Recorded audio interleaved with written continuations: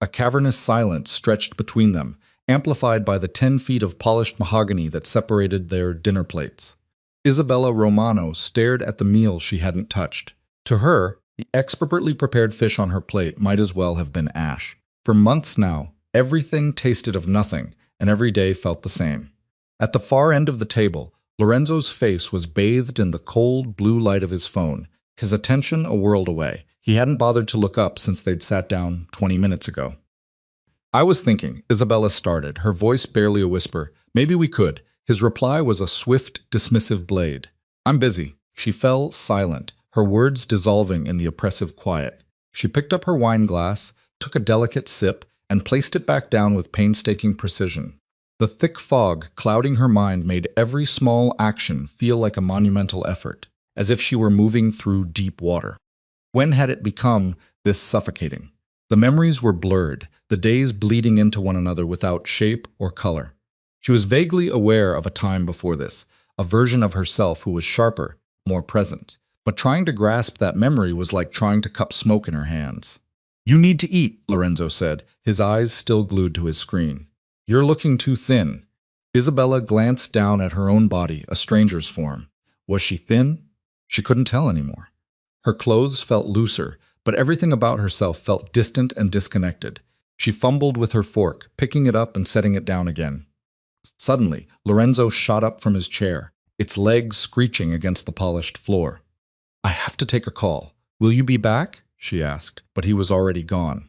The firm click of his study door shutting echoed in the dining room, a sound as final as a turning lock. Isabella was left alone, a ghost in a house filled with expensive furniture and fresh flowers, a suffocating luxury that was meant to bring happiness but only amplified her emptiness. A wave of dizziness washed over her as she stood, forcing her to grip the table for support. It was happening more often lately, the dizzy spells, the lost hours, finding herself in a room with no idea how she got there. Her phone buzzed, a stark reminder on the screen. Family gathering. Moretti Estate. 7 p.m. What day was it? Saturday. The monthly family dinner. Lorenzo's family, they had never felt like hers. The Morettas were a dynasty built on old money, old power, and even older secrets. They had accepted her marriage to Lorenzo only because her own family name, Romano, had once carried weight. That was before her father's business empire crumbled, leaving her with nothing but a prestigious name and a desperate need for the security Lorenzo offered. He had called it a marriage of convenience. She was 23 then, naive enough to believe that convenience could blossom into something more. That was 6 years ago. Now at 29, the only thing that had grown was the suffocating distance between them. In their bedroom, Isabella opened her closet and stared at the rows of designer dresses. Lorenzo liked her to look perfect at these gatherings, polished, presentable, a proper wife. She pulled out a navy dress, elegant, conservative, forgettable, just like her. As she changed, she caught sight of herself in the full-length mirror. Her reflection startled her. When had her cheekbones gotten so pronounced? When had her eyes started looking so empty? There was a knock at the door. Ma'am. Maria, their housekeeper, stood in the doorway with a glass of water and 2 small pills on a silver tray. Your vitamins? Isabella took them automatically. She'd been taking these vitamins for years. Lorenzo insisted on them. Good for her health, he said. Good for her stress. She swallowed them dry, handed back the glass. Thank you, Maria. The older woman's eyes lingered on her face for a moment, something like concern flickering there, but she said nothing, just nodded and left. Isabella finished dressing, applied makeup to hide the shadows under her eyes, and went downstairs to wait for Lorenzo. The drive to the Moretti estate took 40 minutes. Lorenzo spent the entire time on his phone, typing furiously, occasionally muttering under his breath.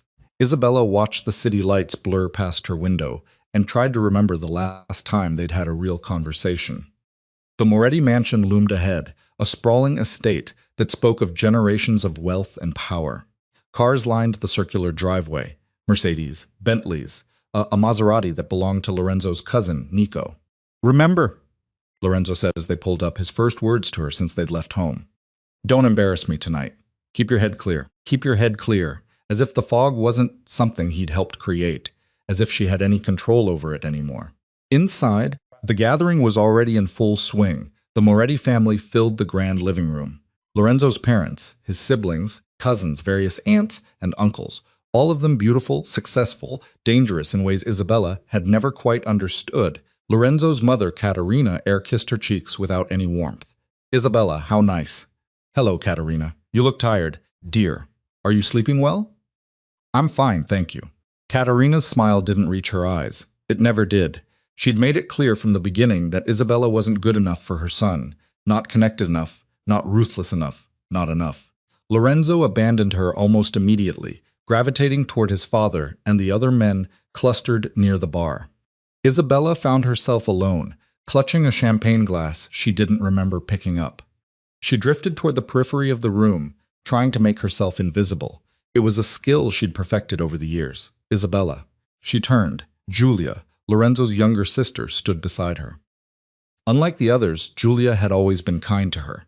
Distant, but kind. How are you holding up? Julia asked quietly. I'm fine, you always say that. Julia's eyes searched her face. Are you really?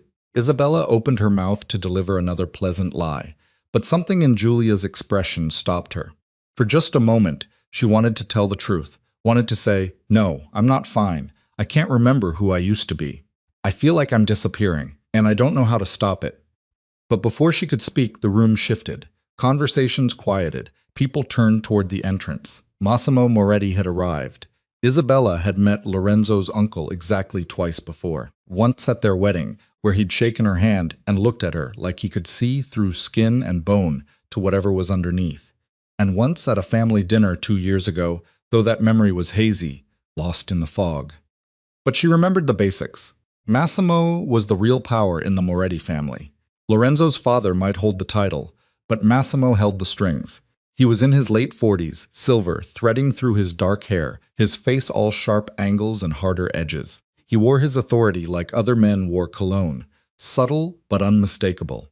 He moved through the room like a shark through water, and everyone parted to let him pass, and then his eyes found hers. Isabella felt it like a physical thing, the weight of his attention.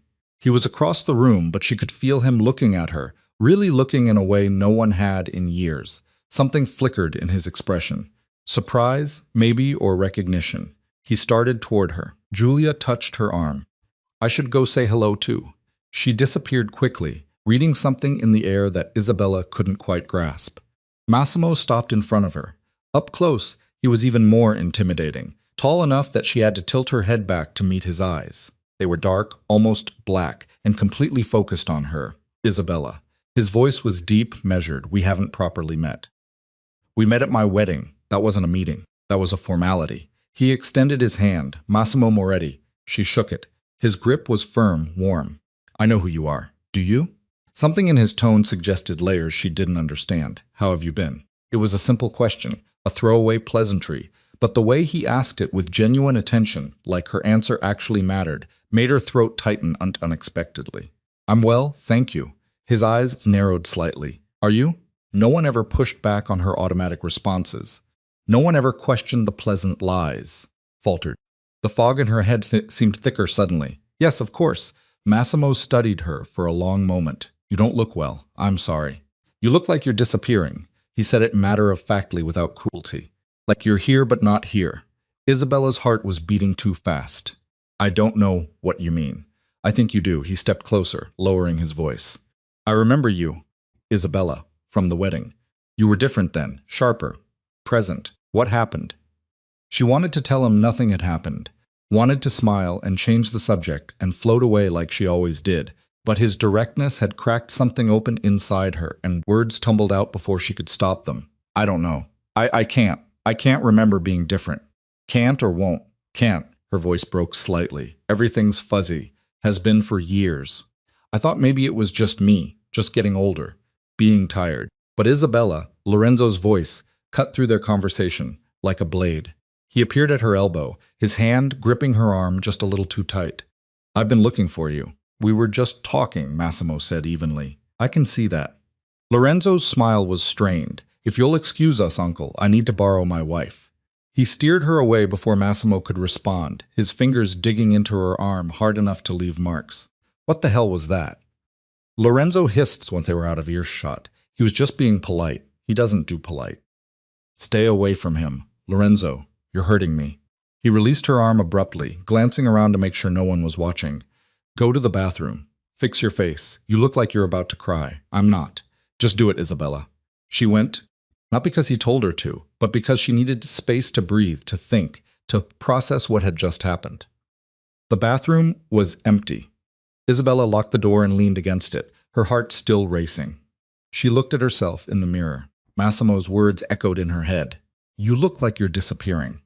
Was she? She'd felt it for so long, but never had words for it. And hearing someone else say it, someone who barely knew her, made it suddenly, terrifyingly real. She splashed cold water on her face, careful not to smudge her makeup. Her hands were shaking. When she emerged, the party had moved into the dining room.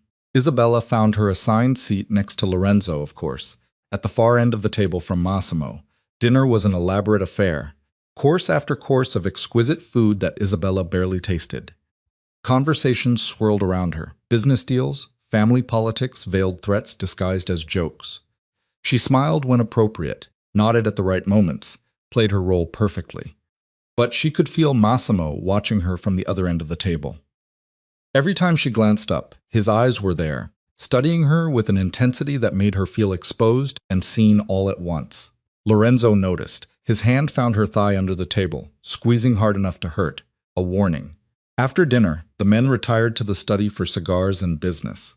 The women gathered in the sitting room for coffee and gossip that Isabella had no part in. She sat in a chair by the window, invisible again, letting conversation wash over her. Heard she's pregnant again. The merger is falling apart. Nico's gambling debts are getting out of hand. Katerina's voice rose above the others. Julia, dear, you really should consider Nico's proposal. His family's connections would be valuable. I'm not interested in Nico. Mother interest is irrelevant. This is about what's best for the family. Isabella stared out the window at the manicured gardens lit by strategically placed lights. She wondered, not for the first time, what her life would look like if she'd made different choices. If she'd been braver at 23, if she'd believed she deserved more than security. Isabella. She turned. Katerina was looking at her with barely disguised disdain. I asked if you were feeling well. You seemed distracted. I'm fine, just tired. Katerina's eyes raked over her. You should take better care of yourself. A wife's appearance reflects on her husband. Heat crept up Isabella's neck. Of course, though I suppose it doesn't matter much anymore. The words hung in the air. The other women had gone quiet, watching. I'm sorry, Isabella asked. Katerina smiled. Nothing, dear. Just that Lorenzo seems content with the arrangement. That's what matters, isn't it?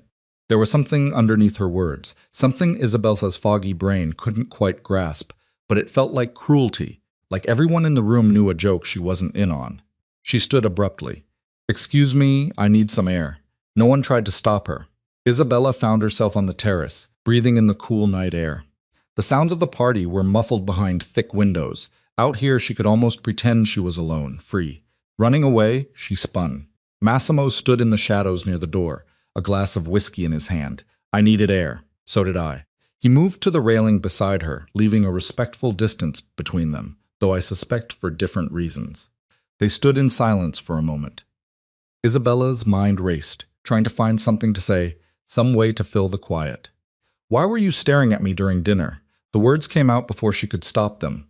Massimo's lips quirked. Was I that obvious? Yes. I was trying to figure something out. What? He turned to face her fully. What they've done to you. Isabella's breath caught. What do you mean? 6 years ago at your wedding, you were vibrant, intelligent. You challenged me during our brief conversation. Made me laugh. Now he gestured at her. Now you're a shadow. So I'm trying to figure out how they broke you. No one broke me.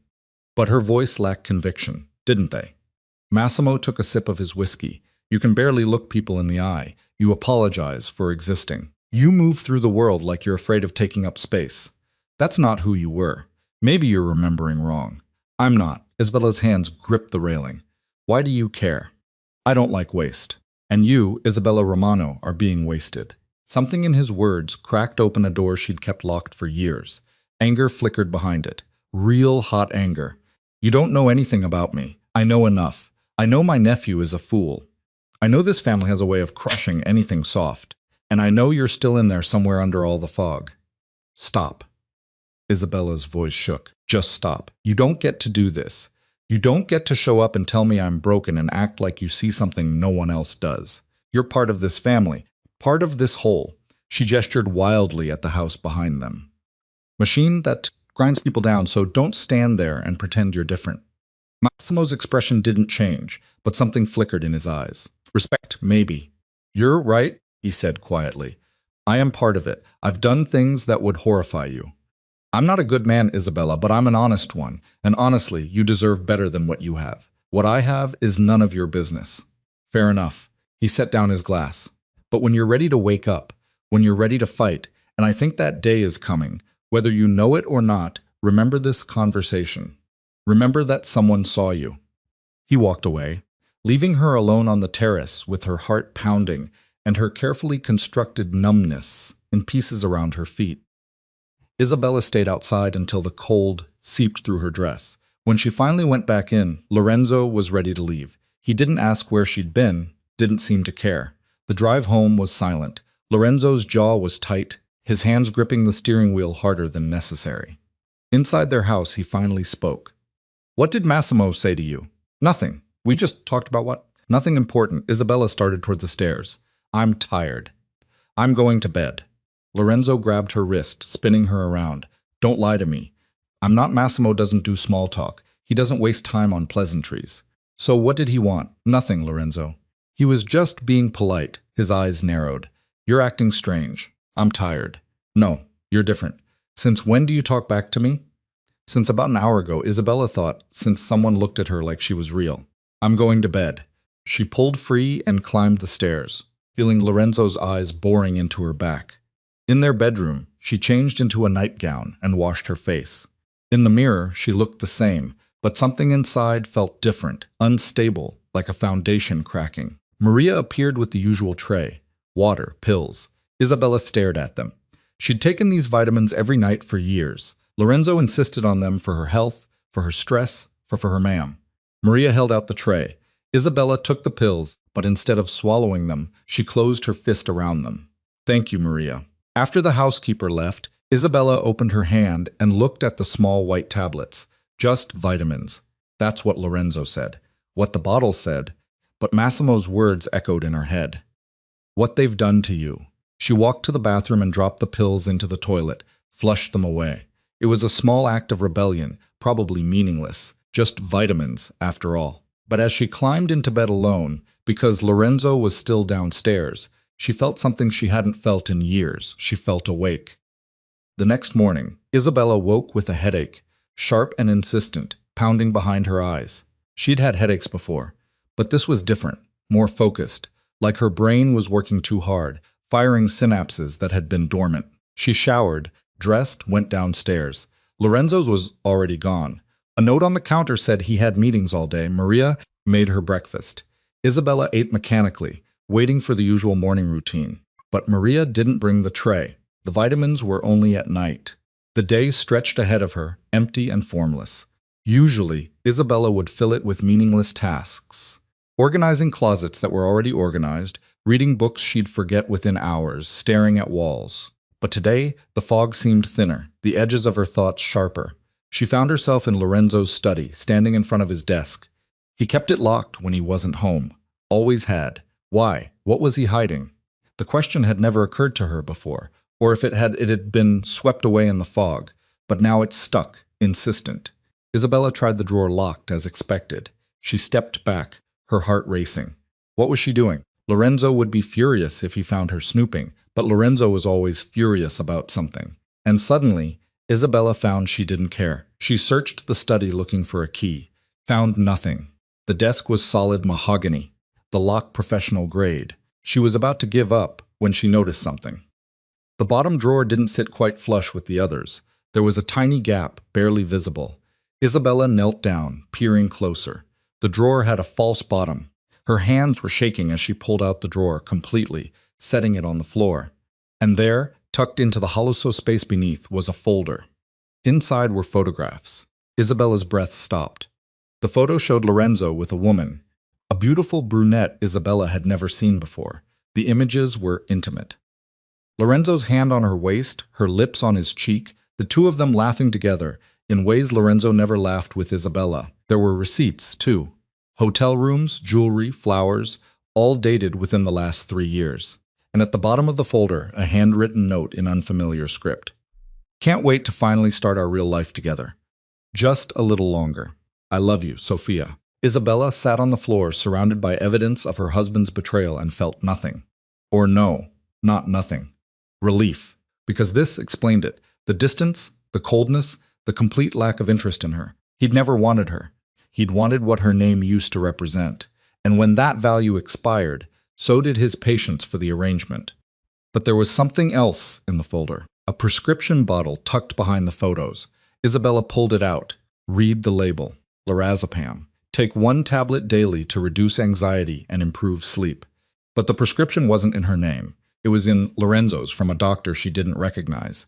Dated 4 years ago, her hands were shaking so hard she almost dropped the bottle. She opened it. The pills inside looked exactly like the vitamins she'd been taking every night. What they've done to you. The room spun. Isabella gripped the edge of the desk, trying to breathe, trying to think through the implications crashing down on her. Lorenzo had been drugging her for years, keeping her sedated, compliant, out of the way, while he built another life with someone else. The fog, the memory loss, the disconnection. It wasn't her, it was him. Rage bloomed in her chest, hot and fierce and more real than anything she'd felt in years. The front door opened. Lorenzo's voice called out, "Isabella." Panic flooded through her. He was home early. She wasn't supposed to be in here. Wasn't supposed to know. She shoved everything back into the folder, back into the false drawer, replaced the drawer in the desk. Her hands fumbled with the simple mechanics. Too slow. He was getting closer. Isabella barely made it out of the study before Lorenzo appeared in the hallway. "What are you doing?" he asked. "Nothing." "I was just," her mind raced. "Looking for a book?" His eyes narrowed. "In my study? I thought you had that novel I wanted to borrow." "I don't read novels." "Right, I forgot. Sorry." Lorenzo moved past her into the study. Isabella held her breath, waiting for him to notice something out of place, to see what she'd seen, to know that she knew. But he just grabbed a file from his desk and turned back to her. "I need to change and head back out. Client dinner with Sophia." The words slipped out before she could stop them. Lorenzo went very still. "What? Nothing. I meant a client." "Of course." His eyes searched her face looking for something. "Are you feeling all right? You seem off." "I'm fine. Did you take your vitamins last night?" Isabella's heart pounded. "Yes." "You're sure?" "Yes, Lorenzo, I took them." He stared at her for another long moment, then nodded. "Good. They're important for your health." After he left, Isabella went to the bedroom and locked the door. She sat on the bed, her whole body shaking. He'd been drugging her, controlling her, erasing her, and now she knew. The question was, what was she going to do about it? Over the next week, Isabella didn't take a single pill. Each night, Maria brought them. Each night, Isabella pretended to swallow them and flush them away after Maria left. The fog began to lift slowly at first, then faster, like waking from a years-long dream. Memories started coming back, things she'd forgotten, conversations, humiliations, moments when Lorenzo had dismissed her, belittled her, made her feel small. They'd always. But the drugs had softened the edges, made them fuzzy and forgettable. Now they came back sharp and clear and devastating. She remembered her own thoughts, too. Who she'd been before the pills, a woman who'd graduated top of her class, who'd planned to start her own business, who'd had opinions and fire and dreams, all of it systematically erased. And with the clarity came rage, pure, focused, burning rage.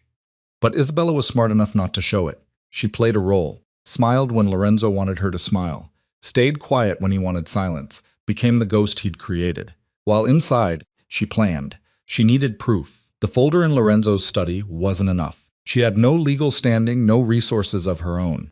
Everything was in Lorenzo's name, the house, the accounts, even her phone plan. She needed help.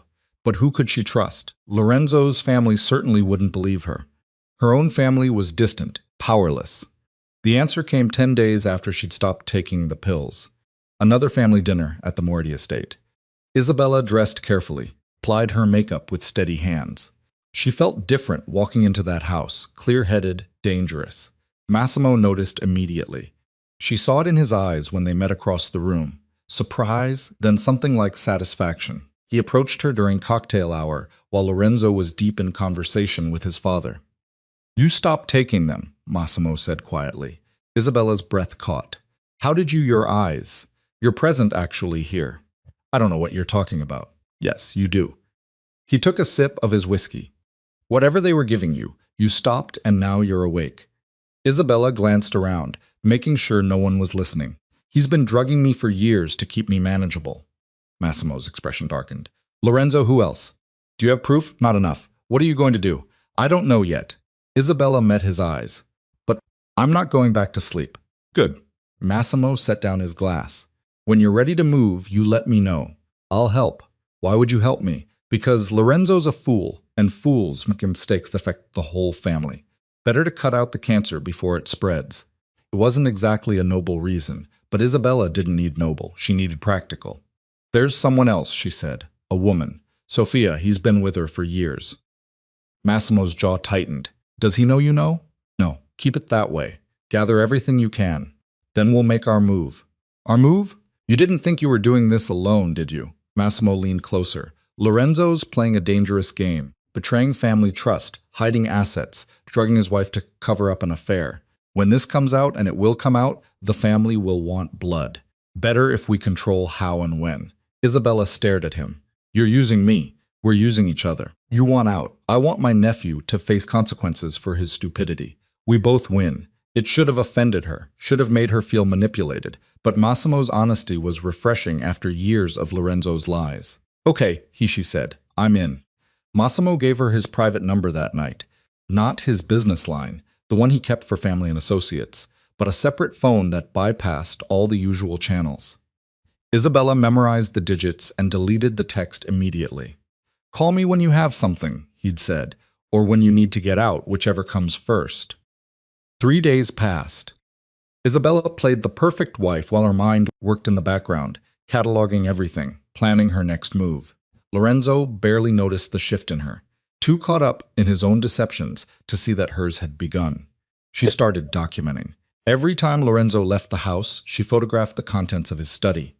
The receipts, the hotel confirmations, the love notes from Sophia. She found bank statements showing wire transfers to an account she'd never seen, jewelry purchases that had never appeared on her fingers, a lease agreement for a condo downtown that wasn't their address. Her husband had built an entire second life funded by family money while keeping her sedated and compliant in their home. The drugs were the hardest part to prove. She'd already flushed weeks' worth of pills. The prescription bottle in Lorenzo's desk was damning, but not conclusive. She needed more. On Thursday morning, after Lorenzo left for work, Isabella went looking for Maria. She found the housekeeper in the laundry room, folding Lorenzo's shirts with practice deficiency. Maria, can I ask you something? The older woman looked up, weariness flickering across her face. Of course, ma'am. How long have you been bringing me those vitamins at night? Maria's hand stilled on the shirt she was folding. I am not sure. Several years. Who told you to give them to me? Mr. Moretti. He said they were for your health, that you needed them. Did you ever wonder what they were? Maria's expression shifted. Guilt, maybe, or resignation. It's not my place to wonder, ma'am. But you did wonder. I can see it in your face. The housekeeper looked down at her hands. You changed after you started taking them. You were different before, more alive. The admission hung between them. Maria, I need your help. Ma'am, I can't. Please, just listen. Isabella moved closer, lowering her voice. Those vitamins aren't vitamins. They're sedatives. Lorenzo's been drugging me to keep me compliant while she stopped, choosing her words carefully. While he lives another life, I have proof, but I need more. I need to know where he gets the pills refilled, who prescribes them, everything you can remember about when this started. Maria's eyes widened. Mr. Moretti would fire me or worse. I know, and I wouldn't ask if I had any other option. But you've worked for us for 5 years. You've seen what this has done to me. I'm asking you to help me get free. The older woman was quiet for a long moment, her hands trembling slightly as she gripped the shirt. There's a pharmacy, she finally said, on Columbus Avenue. Mr. Moretti goes there himself to pick up your prescriptions. He never lets me go. Always insists on handling it personally. Do you remember the name? Riverside Pharmacy. I saw it on a bag once. Isabella touched Maria's arm. Thank you. Ma'am, be careful, Mr. Moretti. When he's angry, he's dangerous. I know. That afternoon, Isabella took a cab to Columbus Avenue. The pharmacy was tucked between a dry cleaner and a coffee shop, nondescript and easy to miss. She pushed through the door, her heart hammering. A young pharmacist looked up from behind the counter. "Can I help you?" "I hope so. My name is Isabella Moretti. My husband has been picking up prescriptions here for me, but I've lost track of what I'm supposed to be taking. Can you look up my records?" The pharmacist typed on his computer, frowned. "I don't see anything under your name. Try Lorenzo Moretti." He might have put it under his name. More typing. "Yes, I see several prescriptions here. Lorazepam filled monthly for the past 4 years. Is that what you're looking for?" "That's it." "Can you tell me who prescribed it?" "Dr. Leo Ritchie. Would you like me to print out your medication history, please?" The pharmacist handed her several pages showing every refill, every date, every dosage increase over the years. Isabella folded them carefully and tucked them into her purse. "One more thing," she said.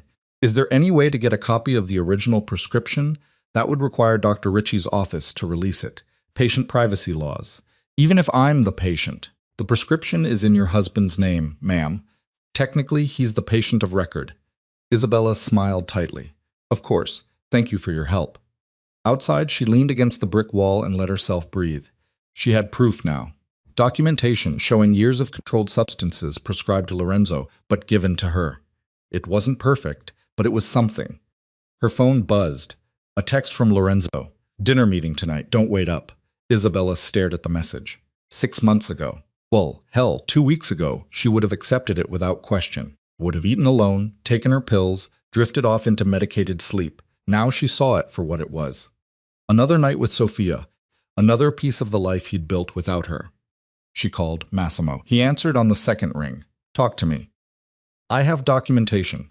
Pharmacy records showing Lorenzo's been getting lorazepam prescribed in his name and giving them to me for 4 years. "Good. What else?" "Photos of all his receipts, the affair, the money transfers, everything. But I need to know what he's planning, where this is going. Because if he's been drugging me this long, there's an endgame I'm not seeing." Massimo was quiet for a moment. "Meet me tomorrow, Rosewood Cafe, 2 p.m. Come alone. Lorenzo, tell him you have a doctor's appointment. He won't question it. He thinks you're still foggy enough to manage." "Okay." "Isabella, watch your back. If he suspects, he'll move fast." The line went dead. That night, Maria brought the usual tray. Isabella took the pills, thanked her, and flushed them the moment the door closed. But this time, she saved one, wrapped it in tissue, and tucked it into her jewelry box. Evidence. She lay in bed, staring at the ceiling, listening to the house settle around her. Lorenzo came home midnight. She heard him moving around downstairs, then his footsteps on the stairs. He paused outside their bedroom door. Isabella closed her eyes, evened out her breathing. Playing possum, playing the role he'd written for her. The door opened. She felt Lorenzo watching her in the darkness. Then he retreated, and she heard the guest room door close down the hall. He hadn't slept in their bed in months. She'd been too drugged to notice when it started. The next morning, Sal told Lorenzo she had a doctor's appointment. He barely looked up from his phone. "Fine, take the car. I'll get a cab. Suit yourself." She dressed carefully, not too put together, not too casual. Still playing the part of the fading wife, even as her mind sharpened with every hour of sobriety. The Rosewood Cafe was in a neighborhood she didn't recognize. Quiet, upscale, the kind of place where business was conducted in low voices over expensive coffee. Isabella arrived 10 minutes early and chose a table in the back. Massimo showed up exactly at 2. He moved through the cafe like he owned it, and maybe he did. She was learning that the Moretti reach extended further than she'd imagined. He sat across from her without preamble. "Show me what you have." Isabella pulled out her phone, opened the photos, passed it across the table. Massimo scrolled through them, his expression unreadable. When he reached the pharmacy records, something dark flickered in his eyes. "This is enough," he said. "More than enough. We could bury him with this. But we need to understand what he's planning." Men like Lorenzo don't maintain this level of deception without a goal. The mistress. He wants to be with her. Then why not just divorce you? Your family name doesn't carry the weight it used to. He could cut you loose. Isabella had thought about this. Maybe it's not about me. Maybe it's about the family. If he divorces me, it looks weak, like he failed. But if she stopped, the thought crystallizing. If I'm incapacitated, unwell, then he's the devoted husband caring for his sick wife.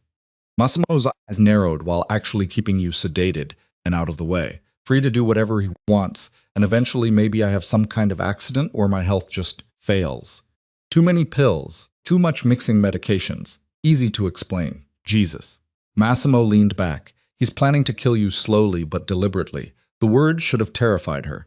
Instead, Isabella felt oddly calm. She'd suspected it deep down. The pieces fit too well. What do I do? First, you get somewhere safe. If he even suspects, I can't run. Not yet. I have no money, no resources. Everything's in his name. I can give you money, and then I'm in debt to you. Trading one cage for another, Massimo studied her. You're smarter than I gave you credit for.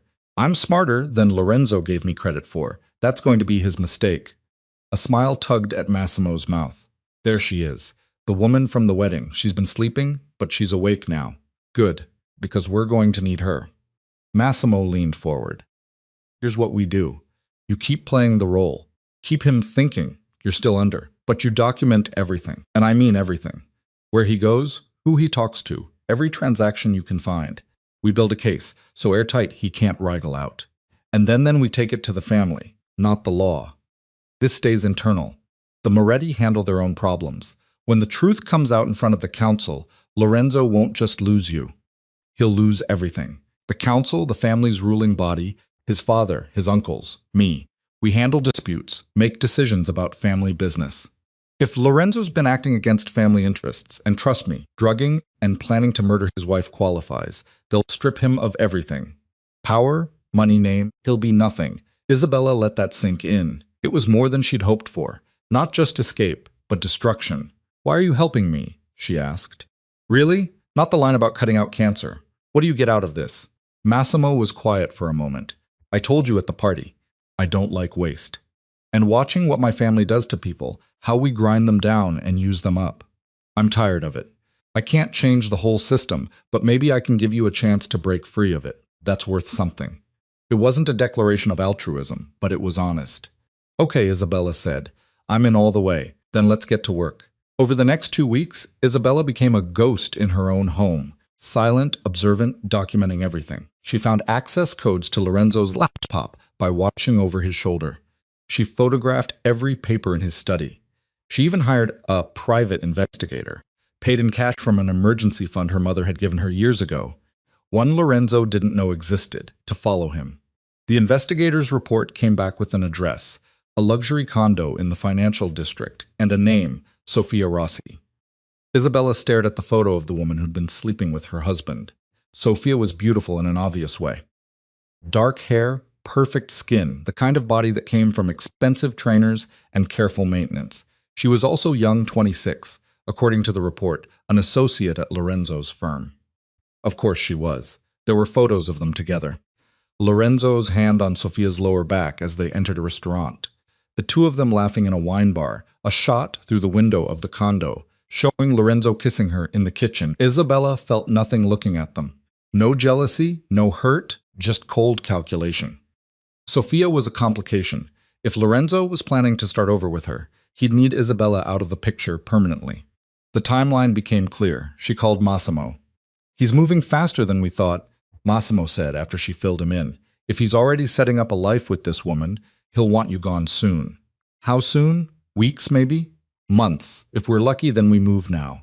Not yet. We need the council meeting scheduled, and that takes time. Family politics, but I'll start putting pressure on. Make it happen. What do I do in the meantime? Stay alert. Don't take any pills. Don't eat or drink anything he gives you directly. And Isabella, if things go sideways, if you feel unsafe even for a second, you call me. I'll get you out. I will. But she wouldn't. Isabella was done running, done being rescued. If this was going to work, she needed to see it through herself. That night, Lorenzo came home earlier than usual. Isabella was in the living room, pretending to read a book she couldn't focus on. We need to talk, he said. Her heart kicked up, but she kept her expression neutral. About what? Your health. I'm worried about you. I'm fine. You're not fine. Isabella, you're getting worse. The memory issues, the fatigue. I think we need to see a specialist. I saw a doctor last week. She said I was okay. Lorenzo's eyes narrowed. What doctor? You didn't mention seeing anyone. Shit. She'd forgotten that lie. Dr. Morrison, just a routine checkup. I want to see the report. I don't have it yet. Then I'm making an appointment for you with a neurologist. Something's not right, and we need to figure out what it is. Isabella's mind raced. A neurologist would run tests, find the sedatives in her system. Or worse, if Lorenzo controlled the doctor, he could use the diagnosis to justify increasing her medication, declare her mentally unfit, lock her away. That's not necessary, she said carefully. I feel fine. You don't look fine. You look sick, pale, thin, disconnected. I'm calling tomorrow. No. The word came out sharper than she intended. Lorenzo's expression shifted. No, I said. I'm fine. I don't need a neurologist. I wasn't asking for your permission, Isabella. I'm your husband. I'm responsible for your welfare. Something snapped inside her. Years of biting her tongue, playing along, disappearing into nothing. It all bubbled up at once. You're not responsible for anything except making me sick in the first place. The words hung between them. Lorenzo went very still. What did you say? Isabella stood, her hand shaking, but her voice steady. I know, Lorenzo. I know what you've been doing. The pills, the drugs, about Sophia, about the condo, the money, all of it. His face went white, then red. You've been going through my things. Your things? Those are drugs you've been feeding me for 4 years. That's not your thing. That's my life. You've been stealing. You don't understand. I understand perfectly. You wanted me out of the way, but didn't want the scandal of a divorce. So, you drugged me into submission and built a whole separate life. How long were you planning to keep it going, or were you just waiting for the right moment to finish me off? Lorenzo moved toward her fast. Isabella backed up, but he grabbed her arm, his fingers digging in hard enough to bruise. You stupid bitch! You have no idea what you've done. I know exactly what I've done. I woke up and that terrifies you. He shoved her backward. Isabella stumbled, caught herself on the arm of the couch. You think you're so smart? Lorenzo hissed. You think you can threaten me? You're nothing. You have nothing. No money, no family, no proof of anything. I have plenty of proof and it's already in safe hands. That stopped him. What? You heard me. Bank records, pharmacy records, photos, everything. If anything happens to me, it all goes public. Lorenzo's face twisted. You're bluffing. Try me. They stared at each other. The pretense of their marriage finally stripped away completely. Isabella saw him clearly now. Not the man she'd married, but the monster who'd been hiding behind that face all along. Get out, Lorenzo said quietly. This is my home too. Get out before I make you regret this conversation. Isabella grabbed her purse and phone, walked to the door with as much dignity as she could manage while her whole body shook. Outside, she made it 3 blocks before her legs gave out. She sat on a bench, breathing hard, trying to process what had just happened. Her phone rang. Massimo, where are you? How did I have people watching the house? They saw you leave. Are you hurt? No, just shaken. Where's Lorenzo? Still inside. We had a fight. I told him I knew about everything. Massimo swore. That was stupid. I know. But he was pushing, and I couldn't. I had to. It's done now. Can you get to the Harrington Hotel? I'll meet you there. I have my mother's emergency money. I can pay. Just get there. We'll sort it out. The Harrington was old money, elegant, the kind of place Isabella had been to for charity events, but never stayed. The desk clerk barely looked at her as she checked in under a fake name Massimo had arranged. He showed up 20 minutes later, looking angrier than she'd ever seen him. You could have gotten yourself killed. I'm fine. You're lucky. Lorenzo's dangerous when he's cornered. Massimo paced the hotel room. We need to move up the timeline. I'll call an emergency council meeting for next week. That fast. We don't have a choice now. He knows you know. He's going to either try to discredit you or eliminate you. We need to strike first. Isabella sank onto the bed. I've destroyed everything, haven't I? The marriage is over, but I still have nothing. No money, no home. You have something better. You have the truth. And in front of the council, the truth is currency. Massimo stopped pacing, looked at her directly.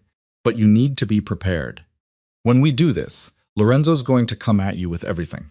He'll call you crazy, claim you're making it all up, maybe even say you're the one who's unstable. Can you handle that? I can handle it. You're sure? Because once we start this, there's no going back. The family doesn't forgive weakness. Isabella met his eyes. I'm done being weak. Whatever comes next, I'm ready. Massimo studied her for a long moment, then nodded. Okay, then we prepare. You'll testify before the council, present your evidence, tell your story. I'll back you up, corroborate what I've seen, and when it's over, Lorenzo will be finished. And me? What happens to me? That depends on you. You'll have grounds for divorce, obviously. and the family will compensate you for Lorenzo's betrayal. It's protocol when a member acts against family interests. Enough to start over, at least. Start over. The words felt impossible and necessary all at once. There's something else, Massimo said. Something you should know before we do this. What? The council's going to ask why I'm involved, why I'm taking your side against my own nephew. What will you tell them? The truth. That Lorenzo's actions put the family at risk, that his behavior was reckless and damaging. He paused, but they'll also wonder about my motivations, about whether this is just business or something more personal. Isabella's breath caught. Is it something more? Massimo was quiet when he finally spoke. His voice was careful. I told you at the party. I saw who you were 6 years ago, and watching Lorenzo destroy that, it made me angry. Not just as family, but as someone who recognized potential being wasted. So yes, it's personal. But I need you to understand something. What? I'm not a good man, Isabella. I've done things that would horrify you. I'm not offering you a fairy tale ending, just a chance to reclaim your life. Don't mistake my help for anything more than that. It was the second time he'd warned her away from seeing him as anything other than what he was. Isabella appreciated the honesty more than she could say. I'm not looking for a hero, Massimo, just an ally. Good. Then we understand each other. He left her alone in the hotel room with instructions to stay put until the council meeting. 1 week, 7 days to prepare for the moment that would either free her or destroy her completely. Isabella lay on the hotel bed and stared at the ceiling. Her phone buzzed continuously. Lorenzo calling, texting, demanding she come home. She turned it off. For the first time in years, she was completely alone. No husband monitoring her movements, no pills clouding her thoughts, no expectations weighing her down. It should have felt terrifying. Instead, it felt like breathing. The week passed in a strange suspension of time. Isabella stayed in the hotel room, ordering room service she barely touched, watching the city move below her window. Massimo checked in daily, bringing updates and coaching her for the council meeting. Lorenzo's calls eventually stopped, replaced by silence that felt more threatening than his anger. On the 4th day, Giulia showed up at her door. Isabella opened it to find Lorenzo's sister standing in the hallway, designer handbag clutched in both hands like a shield. How did you find me? Massimo told me where you were. Giulia stepped inside without waiting for an invitation. I needed to see you. Does Lorenzo know you're here? No, and he won't. Can we talk? Isabella closed the door. Giulia paced the small sitting area, her heels clicking against the hardwood. I knew something was wrong, Giulia said finally at family dinners, watching you fade away year after year. I told myself it wasn't my business, that every marriage has problems. She turned to face Isabella. I was a coward. You couldn't have known what he was doing. Maybe not the specifics, but I knew he was cruel to you. I saw it and did nothing. Giulia's voice cracked. I'm sorry. The apology landed somewhere deep in Isabella's chest, in a place that hadn't expected kindness from this family. Why are you here, Giulia? To warn you, Lorenzo's planning something. I don't know what exactly, but I overheard him on the phone yesterday. He was talking about the council meeting, about making sure certain people hear his version first. He's going to try to destroy your credibility before you even speak. How? I don't know. But you need to be ready for him to get dirty. He's desperate, and desperate men in this family, they don't play fair. Isabella sat down heavily. I have evidence, documentation. Massimo says it's enough. Evidence can be explained away if the right people are convinced you're unstable, and Lorenzo's good at that, making people question reality. Giulia moved closer. There's something else. Sophia, she's pregnant. The air left Isabella's lungs. What? 3 months, I heard Lorenzo talking to her. He's planning to leave you the minute this council thing is over. Marry her. Claim the baby as his fresh start. Giulia's expression hardened. He thinks he's going to walk away from this clean. New wife, new baby, whole new life, while you take the fall for being the crazy, unstable wife who made up lies about him. Isabella's hands were shaking. He can't. The evidence that will only matter if they believe you over him. And Lorenzo's already been working the family, telling them you've been sick, that the stress has made you paranoid. I've heard the whispers. Then what am I supposed to do? Giulia reached into her bag and pulled out a flash drive. Lorenzo keeps files on everyone. Leverage, he calls it. Dirt on family members, business partners, anyone who might threaten him. I copied everything I could find on his laptop before he changed his passwords. I don't know what's on here, but maybe it'll help. Isabella took the drive with trembling fingers. Why are you doing this? He's your brother. He's a monster, and I'm tired of pretending otherwise. Julia headed for the door, then paused. One more thing, watch out for Uncle Vincent. He and Lorenzo have been close lately. Too close. If Lorenzo has an ally on the council, it's him. After Julia left, Isabella called Massimo immediately. He arrived within the hour, bringing a laptop. They plugged in the flash drive together. The files were extensive. Years of collected information on nearly everyone in the Moretti family and their associates, financial improprieties, affairs, illegitimate children, business deals that skirted legality. Lorenzo had been building an insurance policy against the entire family. Jesus Christ, Massimo muttered, scrolling through folders. He's been documenting everything. Can we use this? Some of it, but we have to be careful. If we reveal how much dirt Lorenzo has on everyone, they might protect him just to keep him quiet. Massimo stopped on a particular file. Wait, look at this. It was a folder labeled Vincent Moretti. Inside were photos of Lorenzo's uncle meeting with representatives from the Falcone family, rivals who'd been trying to muscle into Moretti territory for years. Vincent is selling information, Isabella said. Not just selling, he's been setting up his own deals on the side, using family resources without authorization. If the council finds out, they'll exile him, just like they'll exile Lorenzo. Massimo's eyes met hers. This is leverage, real leverage. If Vincent tries to defend Lorenzo during the meeting, we drop this bomb. Show everyone that they're both traitors. Will that be enough? It'll shift the balance. Make the other council members afraid to side with Lorenzo in case they're next to be exposed.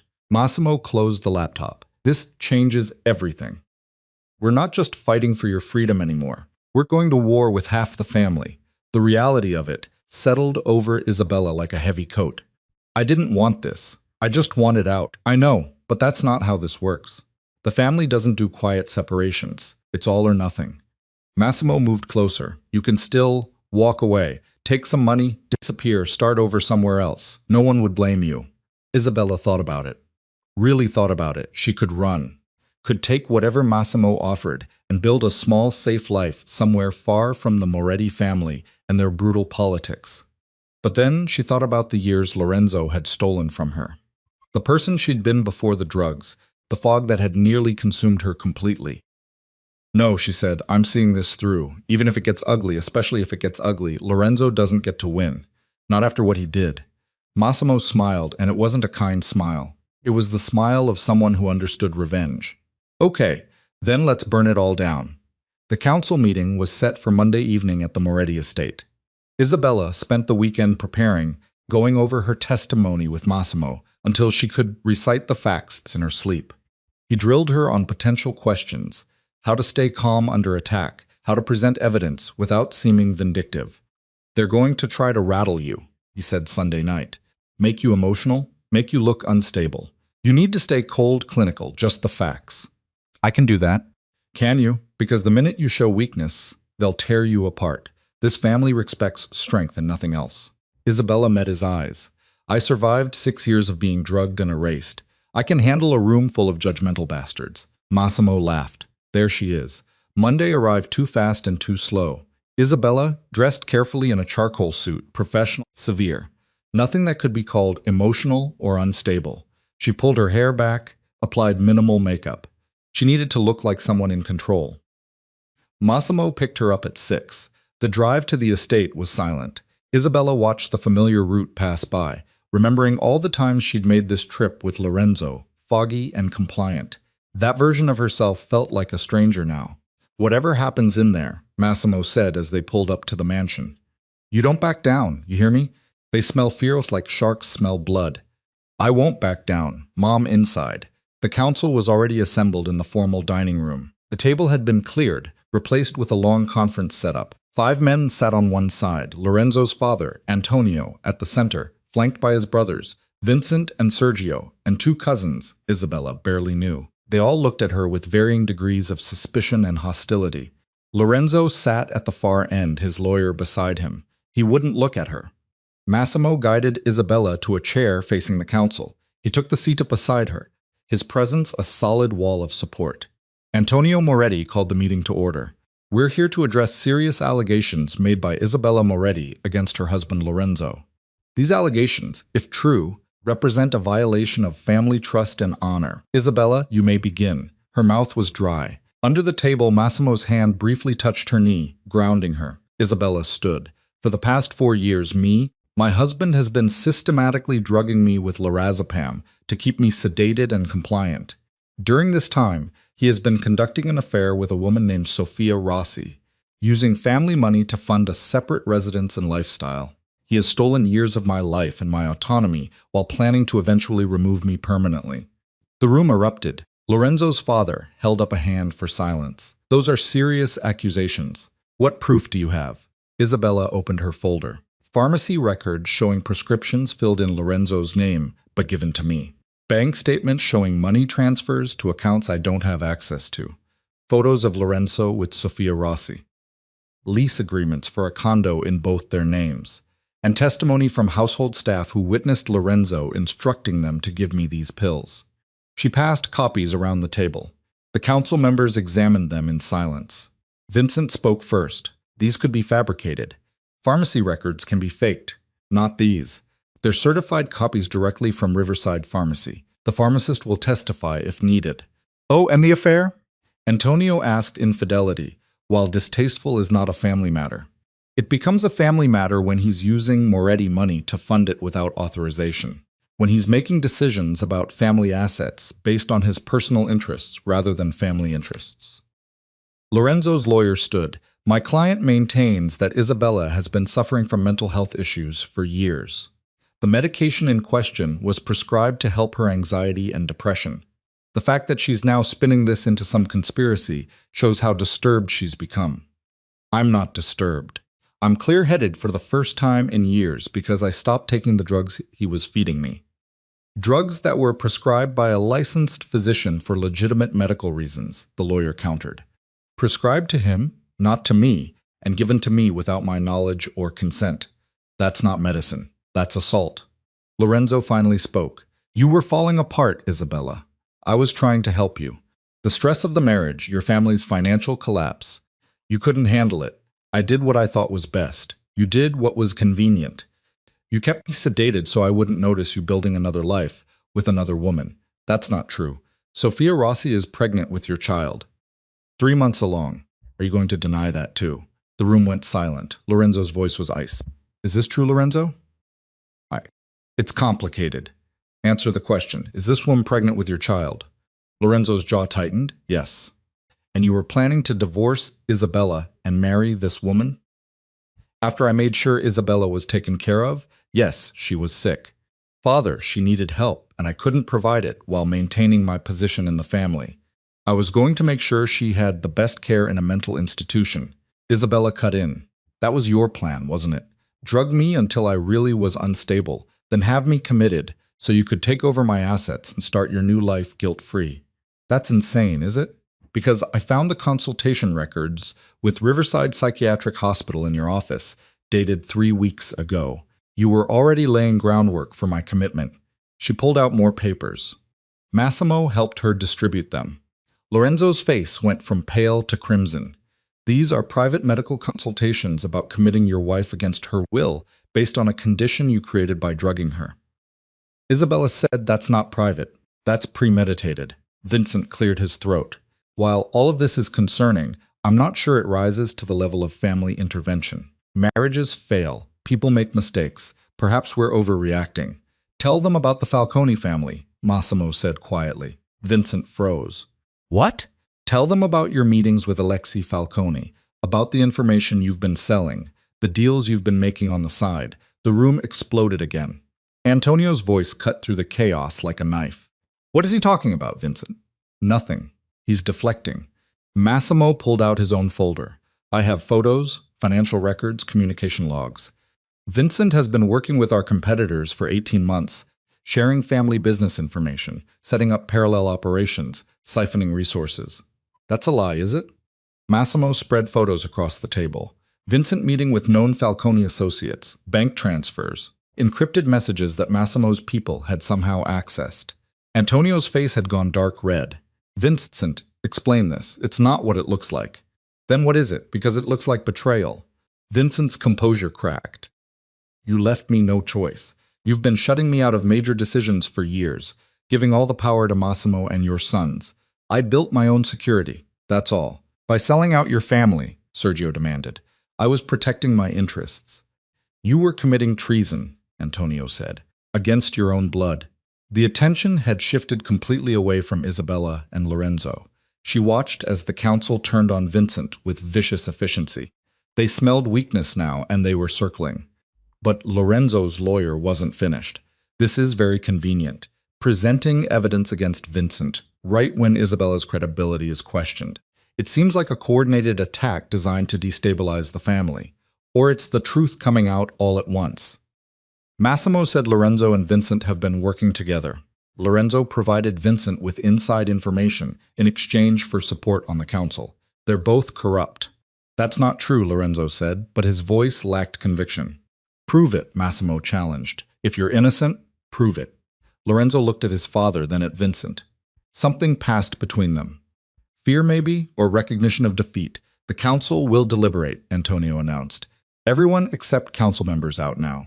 Isabella stood on shaking legs. Massimo guided her out of the room, Lorenzo and his lawyer following. In the hallway, Lorenzo grabbed her arm. You're going to regret this. Massimo moved between them. Touch her again and you'll regret it more. She's my wife. Not for much longer. The council's going to strip you of everything, and we both know it. Lorenzo's eyes were wild. You turned her against me. You wanted her for yourself. I didn't have to turn her against you. You did that yourself when you decided drugging her was easier than being a decent human being. Security appeared. Actual security regards, armed and professional. They escorted Lorenzo and his lawyer to a separate waiting room. Isabella found herself alone with Massimo in a small study. Her whole body was trembling.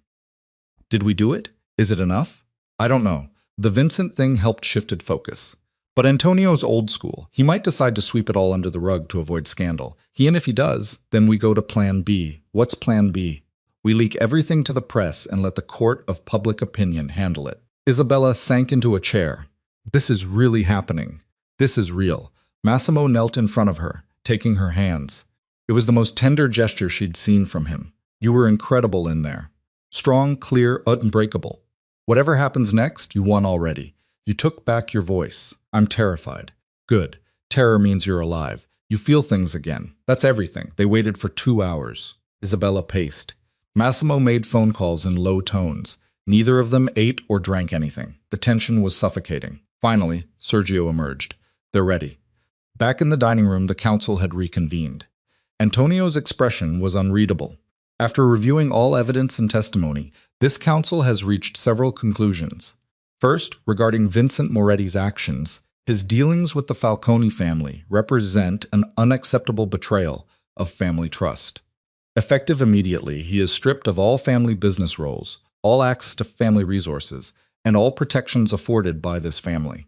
He has 48 hours to settle his affairs and remove himself from all family properties.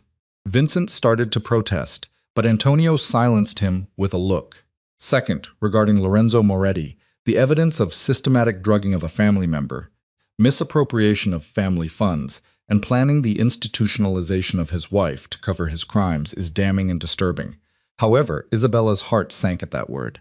However, we must also consider that Lorenzo acted in part out of genuine concern for his wife's deteriorating mental state, even if his methods are illegal. Therefore, the council has decided on the following.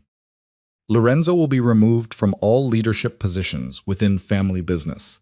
His assets will be frozen pending a full audit. He will be required to enter counseling and substance monitoring, and his marriage to Isabella will be annulled. With Isabella receiving a settlement equal to half of Lorenzo's personal assets, separate from family holdings utant, that's not enough, Isabella said before she could stop herself. Antonio's eyes snapped to her. Excuse me, he tried to destroy me, to erase me. And you're giving him counseling and an audit while I get money, and a divorce like this was just a bad marriage. You're getting justice. I'm getting a consolation prize. He should be exiled like Vincent. He should lose everything.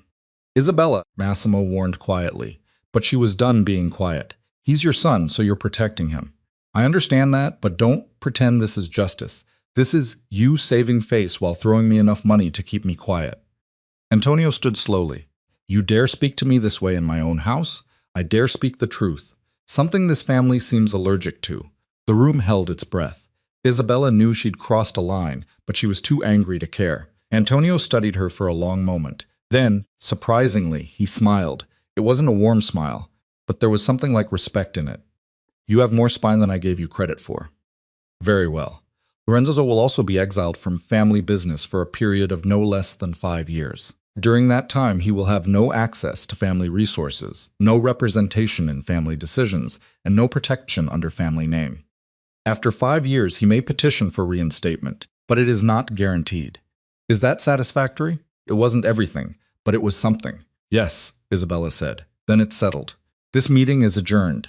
The council filed out. Lorenzo remained frozen in his seat, his face ashen. He'd lost everything, his position, his power, his future. Sophia might still be there, but without the Moretti name and money. Isabella wondered how long that would last. She felt nothing looking at him. No satisfaction, no pity, just emptiness where her marriage used to be. Outside, Massimo walked her to his car. That was risky, challenging Antonio like that. I know why, but I meant it. The original sentence was a joke, and you made him respect you for calling it out. That was smart. Massimo opened the car door for her. What now? Now I figure out who I am without Lorenzo, without the drugs, without any of this. That's going to take time. I have time now. That's more than I had a month ago. They drove in silence for a while. Isabella watched the city lights blur past, feeling untethered and free in equal measure. I'm going back to the hotel tonight, she said. Tomorrow I'll start looking for an apartment. Something small, just mine. The settlement will take a few weeks to process. I still have my mother's emergency fund. It'll be enough for now. Massimo pulled up to the Harrington. Before she could get out, he touched her arm. I meant what I said before. I'm not a good man. But if you need anything at all, you call me. Why? The council meeting's over. You got what you wanted. What I wanted was to see you wake up. And now that you have, I'd like to see what you do next. There was something in his voice, something unspoken but present. Massimo, I'm not asking for anything. I'm just saying the offer stands. Isabella looked at him. This dangerous, complicated man who'd helped her reclaim herself. She didn't know what he wanted from her or what she wanted from him, but she knew she wasn't ready to close that door. Okay, she said, I'll remember that. She went inside alone. In her hotel room, she ordered whiskey from room service and stood at the window, watching the city breathe below her.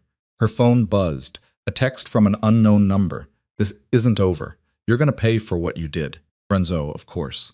Isabella deleted the message and blocked the number. Whatever threats he wanted to make, they were empty now. He had no power over her anymore. She was finally terrifyingly free. The threatening text was just the beginning. Over the next 3 days, Lorenzo tried everything. Blocked numbers sending messages at all hours. Emails to her lawyer claiming she'd stolen from him. Even a late-night call to the hotel front desk saying she was unstable and dangerous, though the staff had ignored him. Isabella documented everything and sent copies to Massimo and her attorney. She wasn't scared. Not anymore. Lorenzo's desperation was proof she'd won. On Thursday, she found an apartment, nothing like the mansion she'd shared with Lorenzo, just a one-bedroom in a quiet building with good light and no memories attached. She signed the lease with her maiden name, Isabella Brennan, and felt like she was meeting herself for the first time. The settlement money came through faster than expected.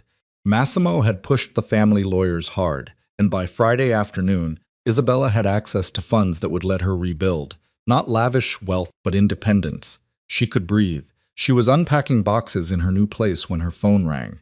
Massimo, turn on the news. Channel 7. Isabella grabbed the remote. The screen filled with a reporter standing outside a downtown police station. Lorenzo Moretti, connected to the prominent Moretti family, was taken into custody this afternoon on charges of assault and attempted bribery. Sources say Moretti attacked a process server, delivering divorce papers, and then offered the arresting officer money to let him go. He's being held pending arraignment.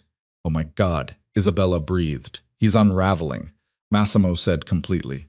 My sources say he showed up at Sophia Rossi's apartment this morning drunk, demanding she take him back. She called the cops. Then he went after the process server your lawyer sent. Will he make bail? Eventually. But this is good for you. shows a pattern of instability and violence. Your lawyer can use this in the divorce proceedings. Isabella sat down heavily on her new couch. I didn't want this. I just wanted him to leave me alone. He can't. Men like Lorenzo, when they lose control, they burn everything down, trying to get it back. He's dangerous right now, Isabella, more dangerous than before. What am I supposed to do? Stay alert. Don't go anywhere alone. I'm sending someone to watch your building. Massimo, that's not necessary. It is, and it's not up for debate.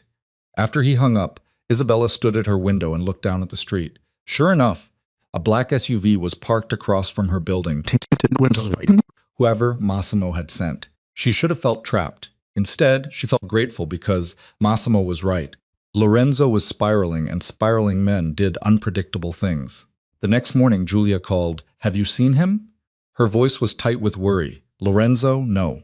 Why? He made bail last night, and this morning he showed up at mother and father's house. Isabella, he's not right. He was ranting about you, about Massimo, about how everyone betrayed him. Father had security escort him out. Where is he now? No one knows. His phone's off. He's not at his apartment or Sophia's place. He just vanished. A chill ran down Isabella's spine. Julia, if you hear from him, I'll let you know immediately. Just be careful, please. Isabella spent the day hyper-aware of every sound, every movement outside her window. The security detail Massimo sent stayed parked below. She tried to focus on unpacking, on making this space hers, but Lorenzo's absence felt more threatening than his presence ever had. At 6 p.m., her building's buzzer rang. She checked the video intercom. Massimo stood at the entrance holding takeout bags. She buzzed him up, and when she opened her door, he looked her over carefully. You okay? Define okay. He came inside, set the food on her small kitchen counter. I brought dinner. Figured you wouldn't want to go out. You heard about Lorenzo disappearing. I heard. And I don't like it. My people are checking his usual spots, but he's staying off grid. Massimo unpacked containers of Thai food. Until we know where he is, you need to be smart. I am being smart. I'm staying in. Good. Now eat. You look like you haven't slept in days. They ate in relative silence, the tension thick between them. Isabella pushed pad thai around her plate, her appetite gone. Tell me something, she said finally. Why are you really doing this? And don't give me the line about cutting out cancer or stopping waste. The real reason. Massimo set down his fork. You want the truth? I always want the truth. The first time I saw you at your wedding, I thought Lorenzo was the luckiest bastard in the family. You were sharp, funny, alive. You challenged me during a 30-second conversation about politics and made me actually think. That never happens. He leaned back and then I watched him systematically destroy that turn you into a ghost. It made me angry in a way I didn't expect. So, this is guilt? No, it's recognition. I saw someone worth saving and I had the power to help. Simple as that. Nothing about you is simple. Massimo's mouth quirked. Fair enough. But my motivations here are, I wanted to help you wake up, and now that you have, I want to make sure you stay that way. Even though I'm not your responsibility, especially because you're not my responsibility. If you were, this would be obligation. This way, it's choice. Isabella studied him. Massimo was dangerous, complicated, probably guilty of things she didn't want to know about, but he'd also been honest with her in a way no one else had. He'd seen her when everyone else looked through her. Thank you, she said quietly, for everything. Don't thank me yet. This isn't over. He was right. At 11 that night, Isabella's phone rang. Unknown number. She almost didn't answer, but something made her pick up. Isabella. Lorenzo's voice was slurred, barely coherent. We need to talk. We have nothing to talk about. Yes, we do. You ruined my life. You and Massimo, conspiring against me. I didn't conspire against you, Lorenzo. I just stopped letting you destroy me.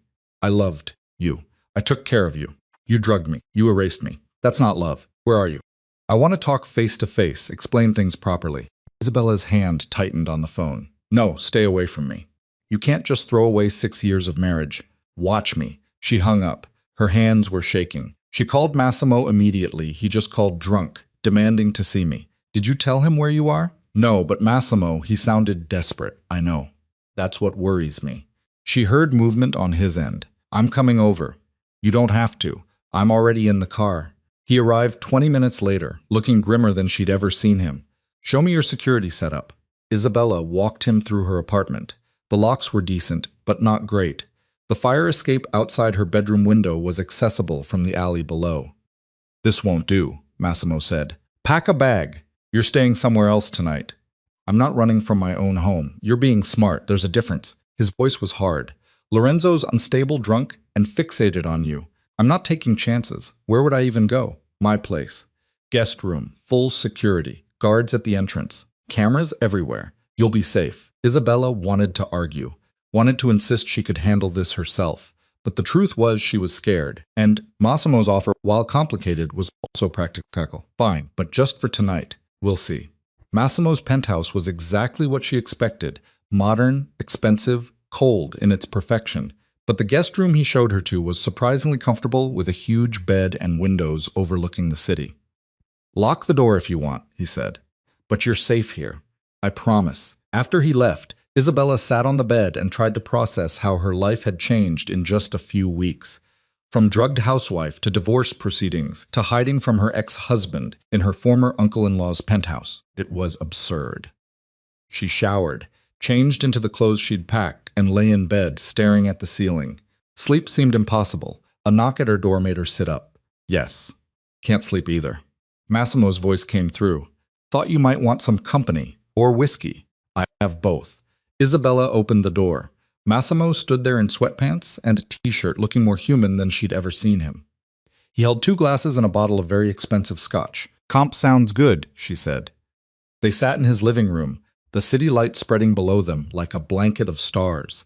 Massimo poured generous amounts into both glasses. To freedom, he said, raising his glass. To survival. They drank. The scotch burned perfectly. Can I ask you something personal? Isabella said after a while. You can ask. Can't guarantee I'll answer. Have you ever been married? Massimo's expression shifted. Once, long time ago, it ended badly. What happened? She couldn't handle what I do, who I am. The family business isn't exactly into 5 accounting. He took another drink. She wanted me to choose her or the family. I chose the family. Do you regret it? Every day. But I'd make the same choice again. He looked at her. That's who I am. The family comes first. Always has. Then why help me against Lorenzo? Lorenzo was a cancer. Cutting him out made the family stronger. Massimo paused. But, yeah, you're right. There's more to it than that. What? I saw in you what I lost in myself. The ability to choose something other than power and survival, to want more than just winning. He set down his glass. Helping you felt like redemption, maybe, or at least revenge against the part of myself that chose wrong. The honesty of it struck Isabella silent. This man, so controlled and dangerous, admitting to regret and longing. For what it's worth, she said. I think you chose right. Walking away from your family would have destroyed you. It destroyed her instead. Some people aren't built for this world. That doesn't make it your fault. Massimo looked at her with something like wonder. How are you so balanced about this? After everything Lorenzo did, you should be broken, bitter. Maybe I will be eventually. Right now, I'm just trying to stay upright. You're doing more than that. You're rebuilding. They talked until 3 in the morning about everything and nothing. Isabella learned about Massimo's childhood in the family business, the things he'd seen and done, the weight of being a Moretti. She told him about her own past before Lorenzo, the dreams she'd had, the person she'd wanted to become. You can still be that person, Massimo said. Nothing's stopping you now, except I don't know who that person is anymore. The drugs took so much. I'm not sure what's left. Then you figure it out. Try things, fail at things. That's how everyone does it. Is that what you did? No. I was born into a role, and I filled it. But I'm not a good example of healthy life choices. Isabella laughed despite everything. No, you're really not. When she finally went back to the guest room, she felt lighter, less alone. Massimo was complicated and dangerous, but he was also real in a way that felt rare. She slept better than she had in weeks. The next morning, Isabella woke to her phone ringing. Her lawyer, we have a problem. Lorenzo's filed a countersuit claiming you defrauded him and stole family assets. It's nonsense. But we'll have to respond. How long will this drag out? Months, probably. He's trying to tie you up in legal battles, make things expensive and exhausting. Classic abuse tactic. After the call, Isabella found Massimo in his kitchen making coffee. Lorenzo's trying to bury me in legal fees. Of course he is. Want me to handle it? No. This is my fight. Doesn't mean you have to fight alone. I know lawyers who specialize in making problems like Lorenzo disappear. Legally disappear. Define legally. Isabella took the coffee he offered. I need to do this right. No shortcuts, no family favors. If I'm going to be free of him, it has to be clean. Massimo nodded slowly.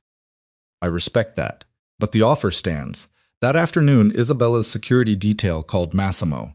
They'd spotted Lorenzo outside her apartment building, watching the entrance. How long was he there? Massimo demanded. 20 minutes. Then he left when a patrol car came by. Isabella felt her stomach drop. He knows where I live. Of course he does. Property records are public. Massimo was already on his phone. I'm calling my people. We're upgrading your security. Massimo, I can't live like this, looking over my shoulder constantly. You won't have to. But right now, until Lorenzo calms down or does something stupid enough to violate his bail, we play it safe. But Lorenzo didn't calm down. Over the next week, the harassment escalated. He showed up at Isabella's lawyer's office. He sent flowers to her building with cards that said things like, I miss you and we belong together. He created fake social media accounts to message her friends and family, spreading lies about her mental state. Julia called fears, in tears. He contacted mom, told her you're having a breakdown, that you're making everything up because you can't handle the divorce. She's actually starting to believe him. Let her believe him. I don't need her validation. But Isabella, Julia, I appreciate you trying to help, but I'm done caring what the Moretti family thinks of me. I'm out. That was the whole point. After she hung up, Massimo found her on his balcony. She'd been staying at his place for a week now, her apartment feeling too exposed. You okay? Lorenzo's poisoning everyone against me, making me the villain. Let him. The people who matter know the truth. Do they? Or are they just being polite while secretly thinking I'm crazy? Massimo moved to stand beside her at the railing. You want to know what I think? Always. I think you're the best person I know. You survived something that would have destroyed most people. You fought back when it would have been easier to disappear, and now you're rebuilding a life on your own terms. That's not crazy. That's strength. Isabella felt tears prick her eyes. I don't feel strong. I feel exhausted. Strength and exhaustion aren't mutually exclusive. She leaned against the railing, letting the wind cool her face. What if he never stops? What if this is my life now? Constantly looking over my shoulder, waiting for the next attack. Then we make him stop. Something in Massimo's tone made her look at him.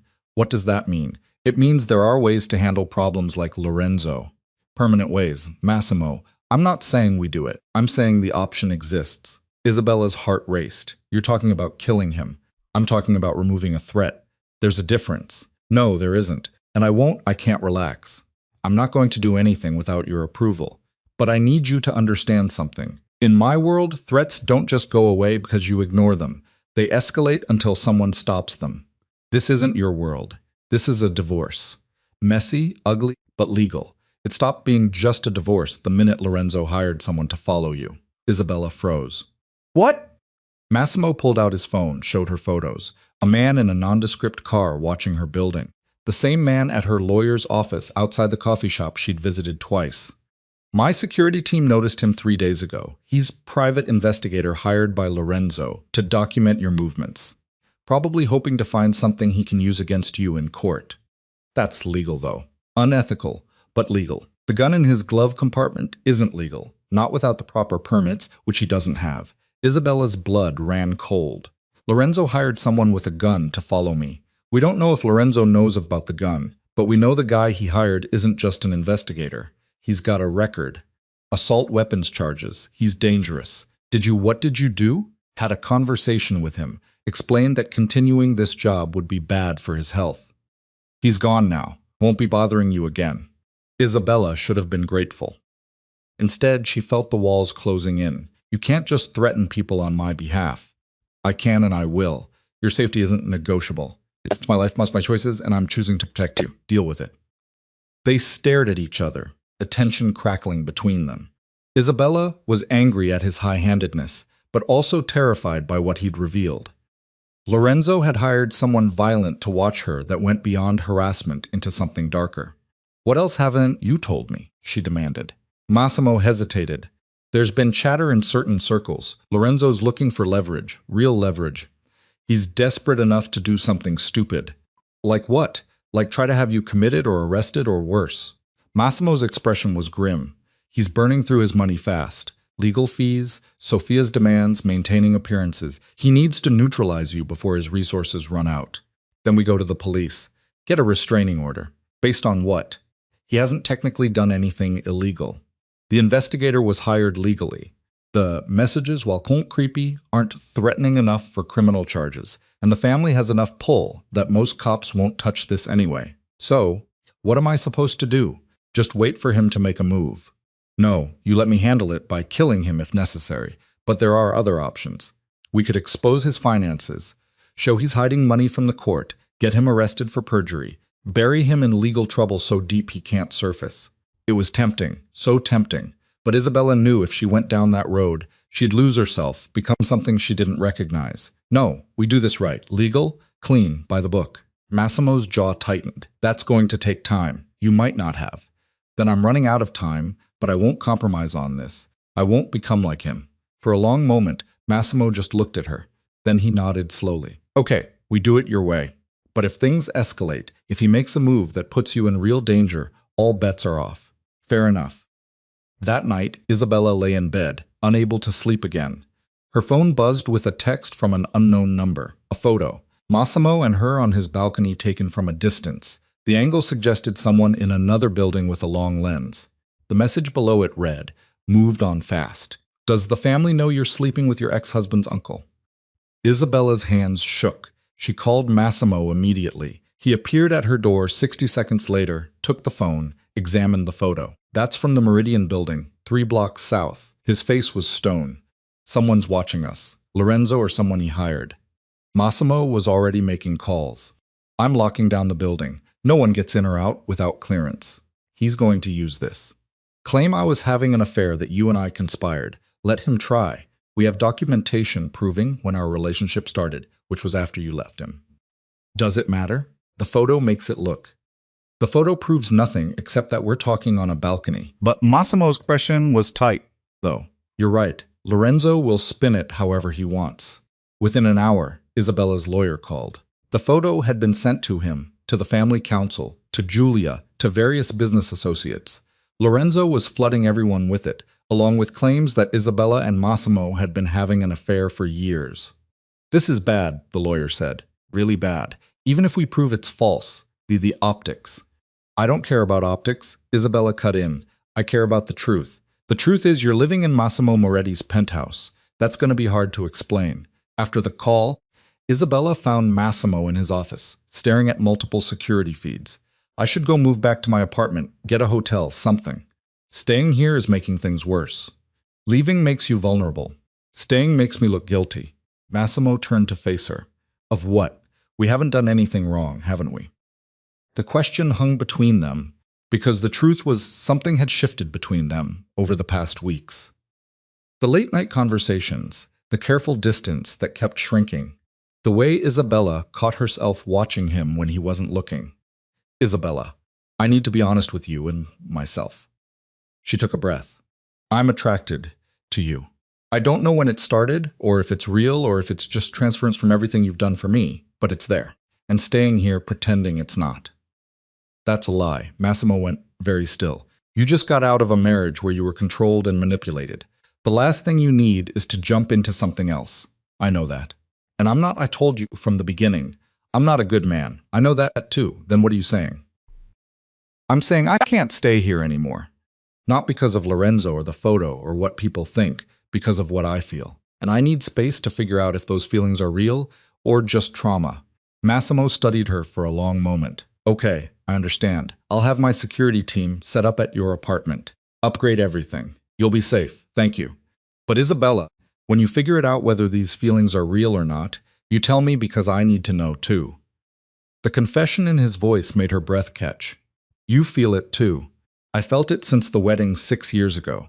I just never acted on it because you were married, and because I knew getting involved with you would be complicated. It's still complicated. Maybe complicated is all we get. Isabella moved back to her apartment the next day. The security upgrades Massimo arranged were excessive. Reinforced locks, cameras, a panic button that connected directly to his security team. But she felt safer knowing someone was watching. The divorce proceedings dragged on. Lorenzo fought everything. the settlement, the asset division, even the basic timeline. His new strategy was war of attrition. Make everything take longer, cost more, hurt more. But Isabella held firm. She documented every violation, every threatening message, every attempt at manipulation, built her case brick by brick, and slowly, painfully, she started to rebuild herself. She enrolled in classes, started seeing a therapist, reconnected with old friends she'd lost touch with during the marriage. Every day was a small battle to remember who she'd been and discover who she could become. Massimo called regularly, never pushing, never asking for more than she could give, just checking in, making sure she was okay. 2 months after she'd moved out, Isabella's lawyer called with news. Lorenzo's finances are collapsing. His legal bills have drained most of his liquid assets. Sophia left him last week. Apparently, being with a broke, disgraced ex-Moretti wasn't what she signed up for, and he's facing charges for the assault on the process server. The DA is not dropping them. What does this mean for the divorce? It means he's out of moves. He'll have to settle probably within the next month. Isabella should have felt triumphant. Instead, she just felt tired. That night, she called Massimo. It's almost over. Lorenzo's running out of money and options. Good. You deserve to be free of him. Massimo, about what I said about my feelings. You don't have to. I do. Because I figured it out. They're real. What I feel for you is real. Complicated and probably a terrible idea, but real. Silence on the other end. Then what do you want to do about it? I don't know yet. I need to get through the divorce first, finish becoming myself again, but I wanted you to know that it's real. Okay, Massimo said quietly. I'll be here when you're ready. 3 weeks later, Lorenzo signed the settlement. The marriage was officially over. Isabella got her assets, her freedom, her name back.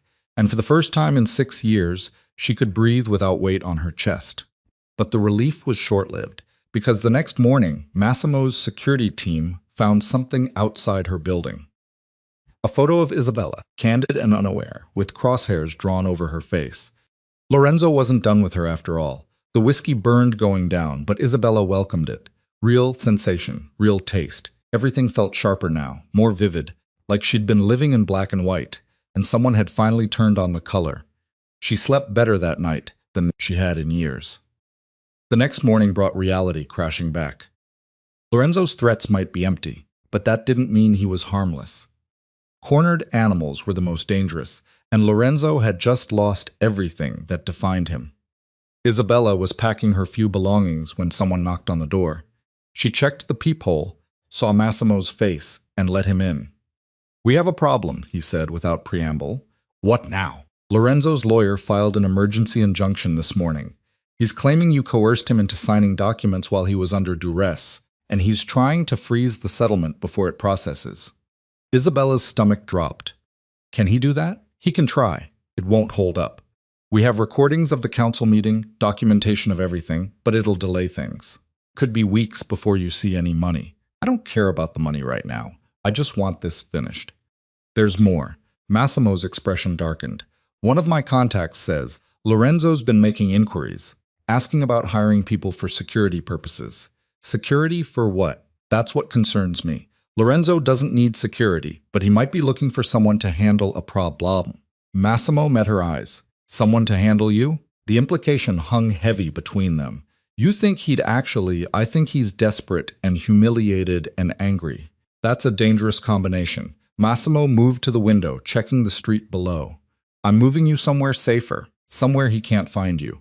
I'm not hiding from him. I'm not asking you to hide. I'm asking you to be smart. Just until this settles. Before Isabella could argue, her phone rang. Unknown number. She answered cautiously. Mrs. Moretti, a woman's voice, professional and clipped. Yes, this is Detective Sarah Russo with the Metropolitan Police. I need you to come down to the station to answer some questions regarding your husband.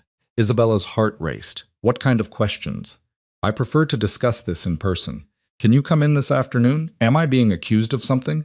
No, ma'am. We just need your statement. 2 o'clock work for you? After Isabella hung up, Massimo was already on his phone making calls. He finished and turned to her.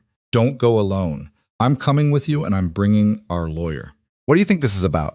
I don't know, but the timing is suspicious. At the police station, Detective Russo was a woman in her 40s with sharp eyes and a non-nonsense demeanor. She led them into an interview room where another detective waited. Mrs. Moretti, thank you for coming in. I'm Detective Russo. This is Detective Gallo. We're investigating an incident that occurred last night involving your husband. What kind of incident?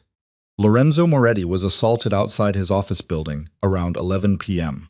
Two men attacked him in the parking garage. He sustained significant injuries and is currently hospitalized. Isabella felt the room tilt. Is he? He'll survive, but he's claiming you orchestrated the attack. That's insane. I was at my hotel all night. Can anyone verify that? The hotel staff can verify I was checked in. I ordered room service around 8. Didn't leave my room after that. Detective Russo made notes. Mr. Moretti says you've been threatening him, that you've made statements about making him pay for your divorce. I never threatened him. He's the one who sent me threatening texts. Isabella pulled out her phone, showing the deleted messages she'd recovered. Look, he sent these after the council meeting. The lawyer Massimo had brought leaned forward. My client is the victim here, detective. She's been systematically drugged and abused by her husband for years. We have medical evidence, pharmacy records, witness testimony. This assault claim is retaliation for her exposing his crimes to his family. We'll need to verify everything. Russo said. Mrs. Moretti, where were you between 10 and midnight last night? In my hotel room alone. Did you make any phone calls? Any contact with anyone who might have carried out this attack? No, I don't even know anyone who would do something like that. Gallo spoke for the first time. What about Massimo Moretti? He's been helping you, hasn't he? The question landed like a bomb. Isabella glanced at Massimo, who remained perfectly calm. Mr. Moretti has been supporting me through a difficult divorce, Isabella said carefully.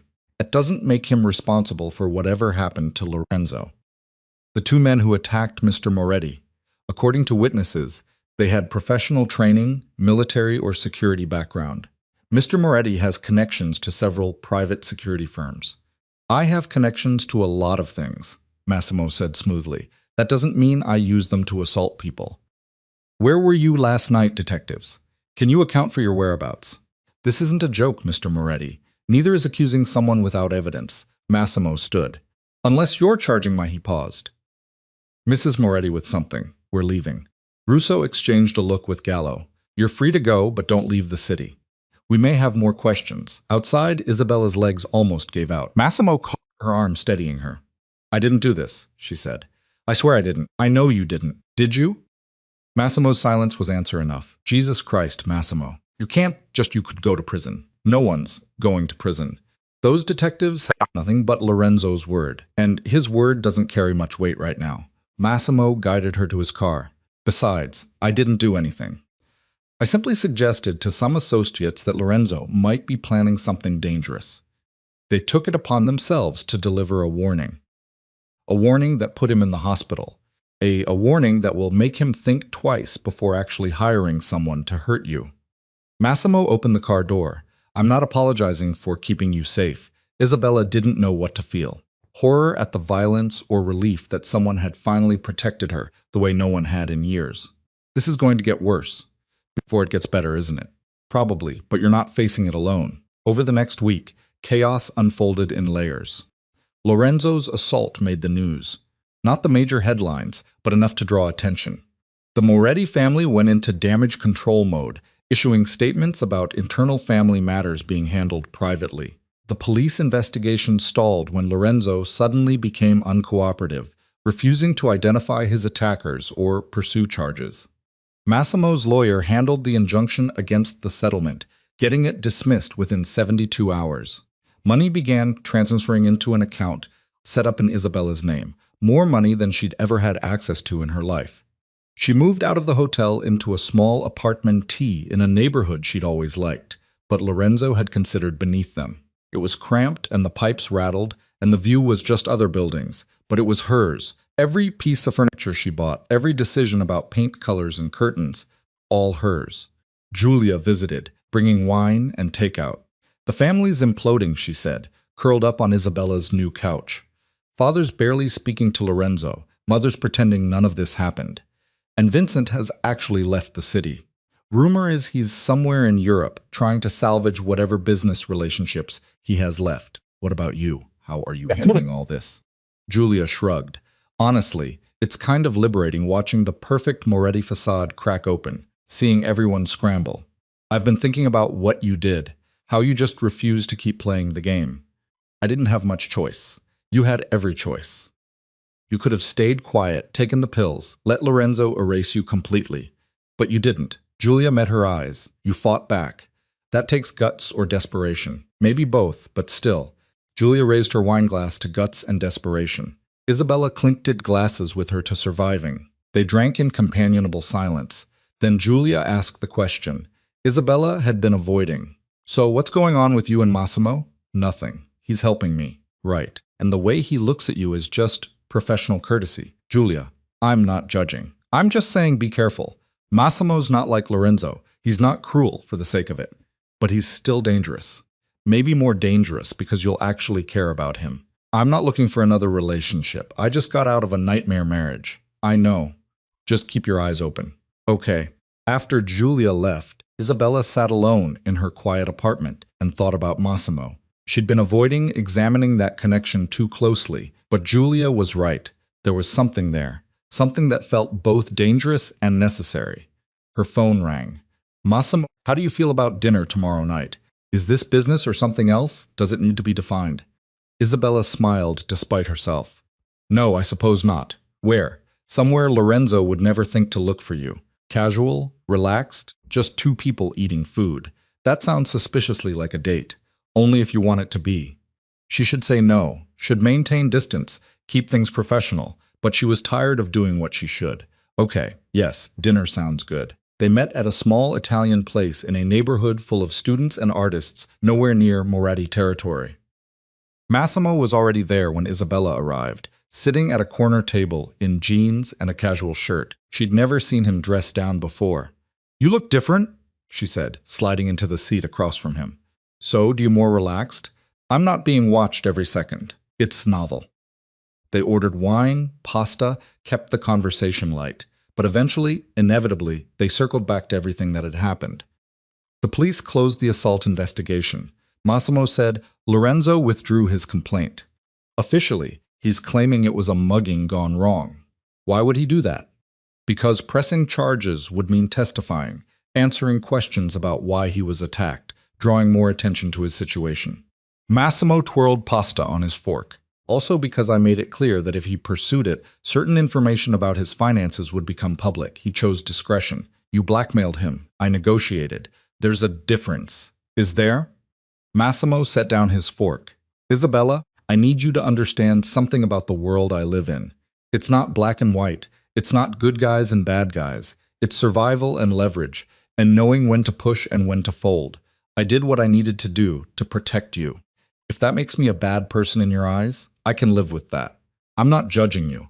I'm trying to figure out if I can live in that world. You've been living in it for 6 years. You just didn't realize it. He was right. The Moretti family, Lorenzo's manipulations, the council meeting, all of it was part of that same gray moral landscape. She'd just been a pawn before. Now she was choosing to be a player. I don't want to be like them, she said quietly. Like Lorenzo, like your family. I don't want to become someone who uses people and throws them away. Then don't. You get to decide who you are now. That's the whole point of everything you've done, taking back that choice. What if I make the wrong choices? Then you make different ones next time. But at least they're yours. Isabella studied him across the table. Why are you really helping me, Massimo? And don't give me the line about waste or family honor. What's the real reason? He was quiet for a long moment. 6 years ago at your wedding, we talked for maybe 15 minutes. You asked me what I did for the family, and I gave you some vague answer about business development. You looked me right in the eye and said, "That's a very polite way of saying something illegal, isn't it?"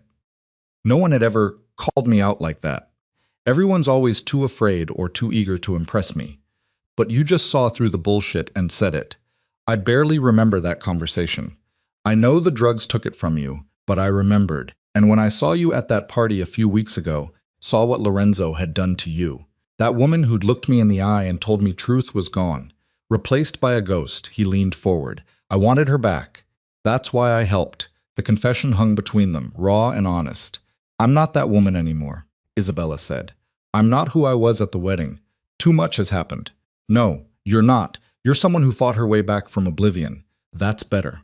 The waiter interrupted with dessert menus. They declined, asked for the check instead. Outside, the night air was cool and clean. I'll drive you home. Vito Massimo said, I can get a cab. I know you can, but I'd like to drive you anyway. In the car, Isabella watched the city pass by. She felt balanced on the edge of something. A decision, a shift, a point of no return. I need time, she said as they pulled up to her building, to figure out who I am without Lorenzo, without the drugs, without anyone else's expectations. I understand, but I'd like to keep seeing you as friends or whatever this is. If that's okay. Massimo smiled. That's more than okay. She got out of the car, then leaned back in through the window. Thank you for everything, for seeing me when no one else did. Anytime. Isabella watched him drive away, then went upstairs to her small, imperfect, completely her own apartment. The next few weeks settled into a routine. Isabella started therapy, real therapy, with a psychologist who specialized in trauma and recovery. She learned about gaslighting, about coercive control, about the long-term effects of lorazepam dependency. She cried in sessions, raged in sessions, slowly started putting pieces of herself back together. She saw Massimo regularly, dinners, coffee, long walks through parts of the city she'd never explored. They didn't talk about the future or define what they were to each other. It felt too fragile for definitions yet. Lorenzo remained a distant threat. He'd moved in with Sofia. According to Giulia's updates, the baby was due in 5 months. He was trying to rebuild some kind of life outside the Moretti sphere. But his options were limited. No family support, no family name to trade on. Just a regular person with a checkered past and a pregnant girlfriend. Isabella felt nothing thinking about him. Not satisfaction, not pity, just blank space where years of pain used to be. One morning, her lawyer called with news. The annulment is final. Signed by the judge this morning. You're legally free. Isabella sat down on her couch holding the phone. Just like that. Just like that. The settlement is fully processed too. Everything's in your account. You're financially independent, legally single, and free to start over however you choose. After she hung up, Isabella sat in the quiet of her apartment, free. The word felt huge and terrifying and exhilarating. She called Massimo. It's done. The annulment came through. How do you feel? Untethered, like I'm floating. Want company while you float? Yeah, I think I do. He showed up an hour later with champagne and strawberries. Are we celebrating? Isabella asked. We're acknowledging a milestone. Whether that's a celebration is up to you. They sat on her small balcony, drinking champagne straight from the bottle, because Isabella hadn't bought proper glasses yet. What are you going to do now? Massimo asked. I don't know. I used to have plans before Lorenzo, before everything. I wanted to start a business, something with design, maybe event planning, but that feels like another person's dream now. So, what's this person's dream? Isabella thought about it. I want to help people. Women specifically, women who are trapped like I was, who don't know they have options. That's a good dream. It's vague. Vague is fine. You've got time to make it specific. Massimo took a drink from the bottle. The family has resources, foundations, charitable organizations. If you wanted to start something legitimate, I could help connect you. Why would they help me? I'm not family anymore. No, but I am. And I have pull. He handed her the bottle. Besides, helping women escape abusive situations looks good for the family image. Antonio would approve. Isabella laughed. It felt good. When had she last laughed? You're terrible, as she said. I prefer pragmatic. They finished the champagne as the sun set over the city. Isabella felt warm and loose and more herself than she had in years. I'm going to do it, she said. Start a foundation or a shelter or something. Help women get out. I'll help. Why? Because you asked. Because it matters to you. Because I can. Massimo met her eyes. Take your pick. What do you want from me, Massimo? Really? He was quiet for a long time. Honestly, I don't know yet. I just know I want to keep being around you. See who you become. Maybe become someone different myself in the process. That's not very specific. No, but it's honest. Isabella leaned back in her chair, looking at the stars starting to appear above the city lights. Okay, let's figure it out together, then. Over the following months, Isabella built something new. With Massimo's connections and her settlement money, she founded Haven House, a transitional shelter for women leaving abusive relationships. It started small, just a few rooms in a converted brownstone, but it grew. Women started coming. Women with stories like hers. Women who needed a place to land while they rebuilt their lives. She hired staff, counselors, legal advocates, job placement specialists. She fundraised, worked, used her new skills at navigating the Morte world for good instead of just survival. Massimo was there through all of it. Not controlling, not directing, just supporting. They grew closer slowly, carefully, both of them wary of moving too fast or expecting too much. 6 months after the annulment, they were at a Haven House fundraiser when Julia approached them. "Have you heard?" she asked. "Heard what?" Isabella replied. "Lorenzo and Sophia split up. The baby's 3 months old, and apparently it's been a disaster. She left him last week, took the kid, filed for custody." Isabella felt a flicker of something. Not quite sympathy, but acknowledgement of karma coming full circle. "Is he okay? Does it matter?" Julia asked. "No, but I can still wonder. He's broke, alone, and miserable. Everything he did to you came back around." Julia looked between Isabella and Massimo. "Meanwhile, you're here building something real, looking actually happy. That's the best revenge." After Julia left, Massimo touched Isabella's arm. "You okay?" "Yeah. It's weird. I thought hearing about Lorenzo falling apart would feel better, but it just feels sad. He destroyed so much, including himself." "That's called empathy. Means you're healing or means I'm too soft. Soft and strong aren't opposites. You can be both." The fundraiser was a success. They raised enough to expand Haven House to a second location. Isabella gave a speech about survival and resilience that made half the room cry. Massimo stood in the back, watching her with something like pride. Afterwards, they walked through the city. It had become their ritual, walking until they found somewhere quiet, talking until there was nothing left to say. "I'm happy," Isabella said suddenly. "Like actually happy, not pretending, not just okay. Actually happy. Good. You deserve that. So do you." Massimo stopped walking. "Isabella, I need to tell you something." Her stomach tightened. "What?" "I'm in love with you. Have been for a while now. And I know we said we weren't defining this, weren't rushing. But I can't keep pretending I don't feel it." Isabella's breath caught. She'd known on some level, had felt it building between them. But hearing him say it made it real. "I'm scared," she admitted. "Of me, of this, of trusting someone again, of giving someone that much power over me. I don't want power over you. I want partnership with you. There's a difference." "Is there in your world?" "In our world," Massimo corrected. "And yes, there is." Isabella looked at him. This complicated, dangerous, surprisingly tender man who'd helped her find herself again. "I think I'm in love with you too," she said. "But I need you to understand something. I'm not going to disappear into you. I'm not going to become someone's wife again and lose myself. I'm staying me. I don't want you to be anything else." "I'm serious, Massimo. I'm keeping my own apartment, my own work, my own life. If we do this, it's as equals. I wouldn't have it any other way." She believed him, not because he was perfect or because she was naive, but because he'd proven himself over and over through actions, not just words. "Okay then," she said. "Let's try." He kissed her there on the sidewalk, gentle and sure, and it felt like coming home to a place she'd never been before. 1 year after the council meeting, Isabella stood in front of the second Haven House location at its grand opening. The place was packed. Donors, volunteers, women seeking help, press covering the story. Massimo stood beside her, his hand resting lightly on her lower back. "This is incredible," it's Julia said, approaching with champagne. "You should be so proud. I am. It's terrifying and amazing, and I have no idea what I'm doing half the time. Welcome to actual life. It's messy like that." Isabella laughed. She did that more now. Laughed, cried, felt everything deeply instead of through fog. Later, alone in her office, she looked at herself in the small mirror on the wall. She barely recognized the woman looking back, stronger, sharper, more present. Hair shorter than Lorenzo had ever let her wear it. Wearing clothes she chose because she liked them, not because they were appropriate.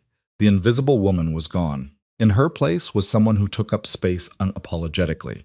Massimo appeared in the doorway. "There you are. People are looking for you. Just taking a moment." He moved closer. "Everything okay?" "Better than okay.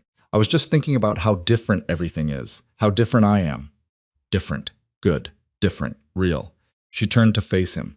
"I got something today in the mail." "What?" She pulled out an envelope from her desk drawer. Inside was a wedding invitation. Lorenzo and Sophia were getting married after all. Apparently, they'd reconciled. "We're trying again." "How do you feel about it?" Massimo asked. "Nothing.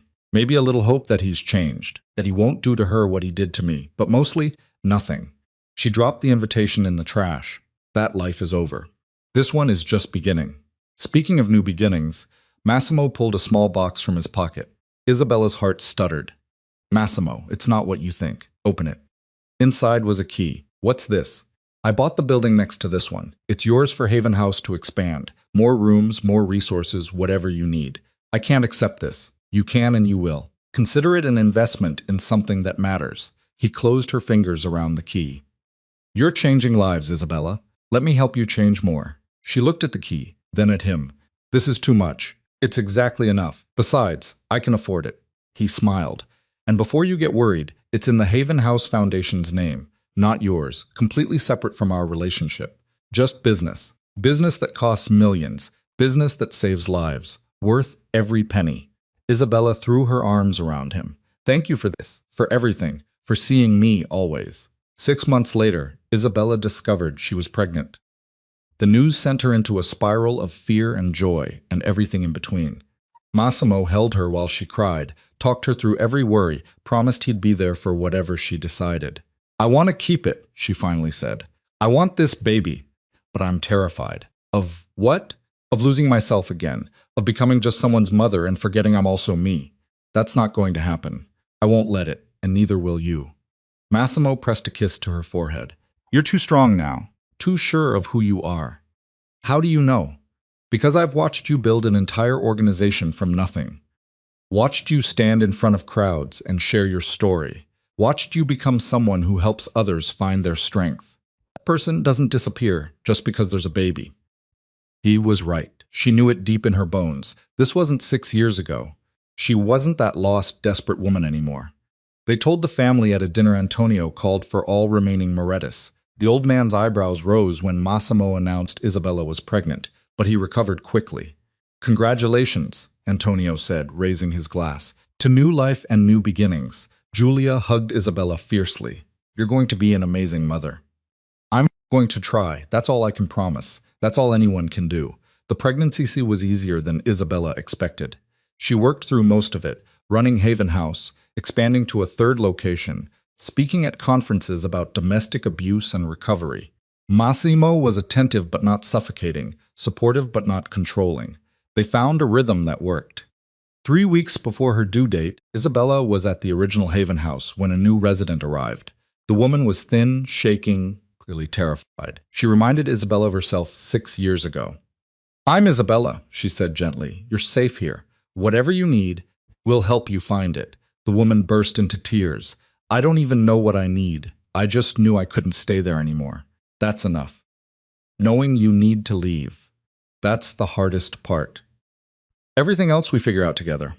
She spent the afternoon getting the woman settled, connecting her with counselors, making sure she had everything she needed. It was only when she stood to leave that she felt the first contraction. Oh, she said. Are you okay? The woman asked. I think my water just broke. Chaos erupted. Staff rushed to help her. Massimo was called. Isabella found herself laughing through contractions, because of course this would happen at work. Of course. 13 hours later, Isabella held her daughter Maya and felt something shift fundamentally inside her. This was love but different from what she felt for Massimo. Fiercer, more terrifying. This tiny human was depending on her completely. She's perfect, Massimo whispered, tears in his eyes. She's going to be so strong, Isabella said. We're going to raise her to know she's enough all by herself, that she doesn't need anyone's permission to exist. Absolutely. Isabella looked up at him. I want to get married. Massimo blinked. What? Not a big thing. Not a Moretti family production. Just us. Maya, Julia, maybe a few friends. I want to choose you officially. Not because I need you, but because I want you. Are you sure? I've never been more sure of anything. They married 3 months later in a small ceremony at Haven House. Isabella wore a simple dress, held Maya in one arm, and Massimo's hand with the other. Julia served as witness. The woman Isabella had helped the day she went into labor attended, now stronger and starting her own new life. It wasn't a fairy tale. It was better. It was real. Standing in front of their small gathering, Isabella thought about the woman she'd been 6 years ago. The one who'd married Lorenzo out of desperation, who'd let herself be erased piece by piece. That woman would never have imagined this moment.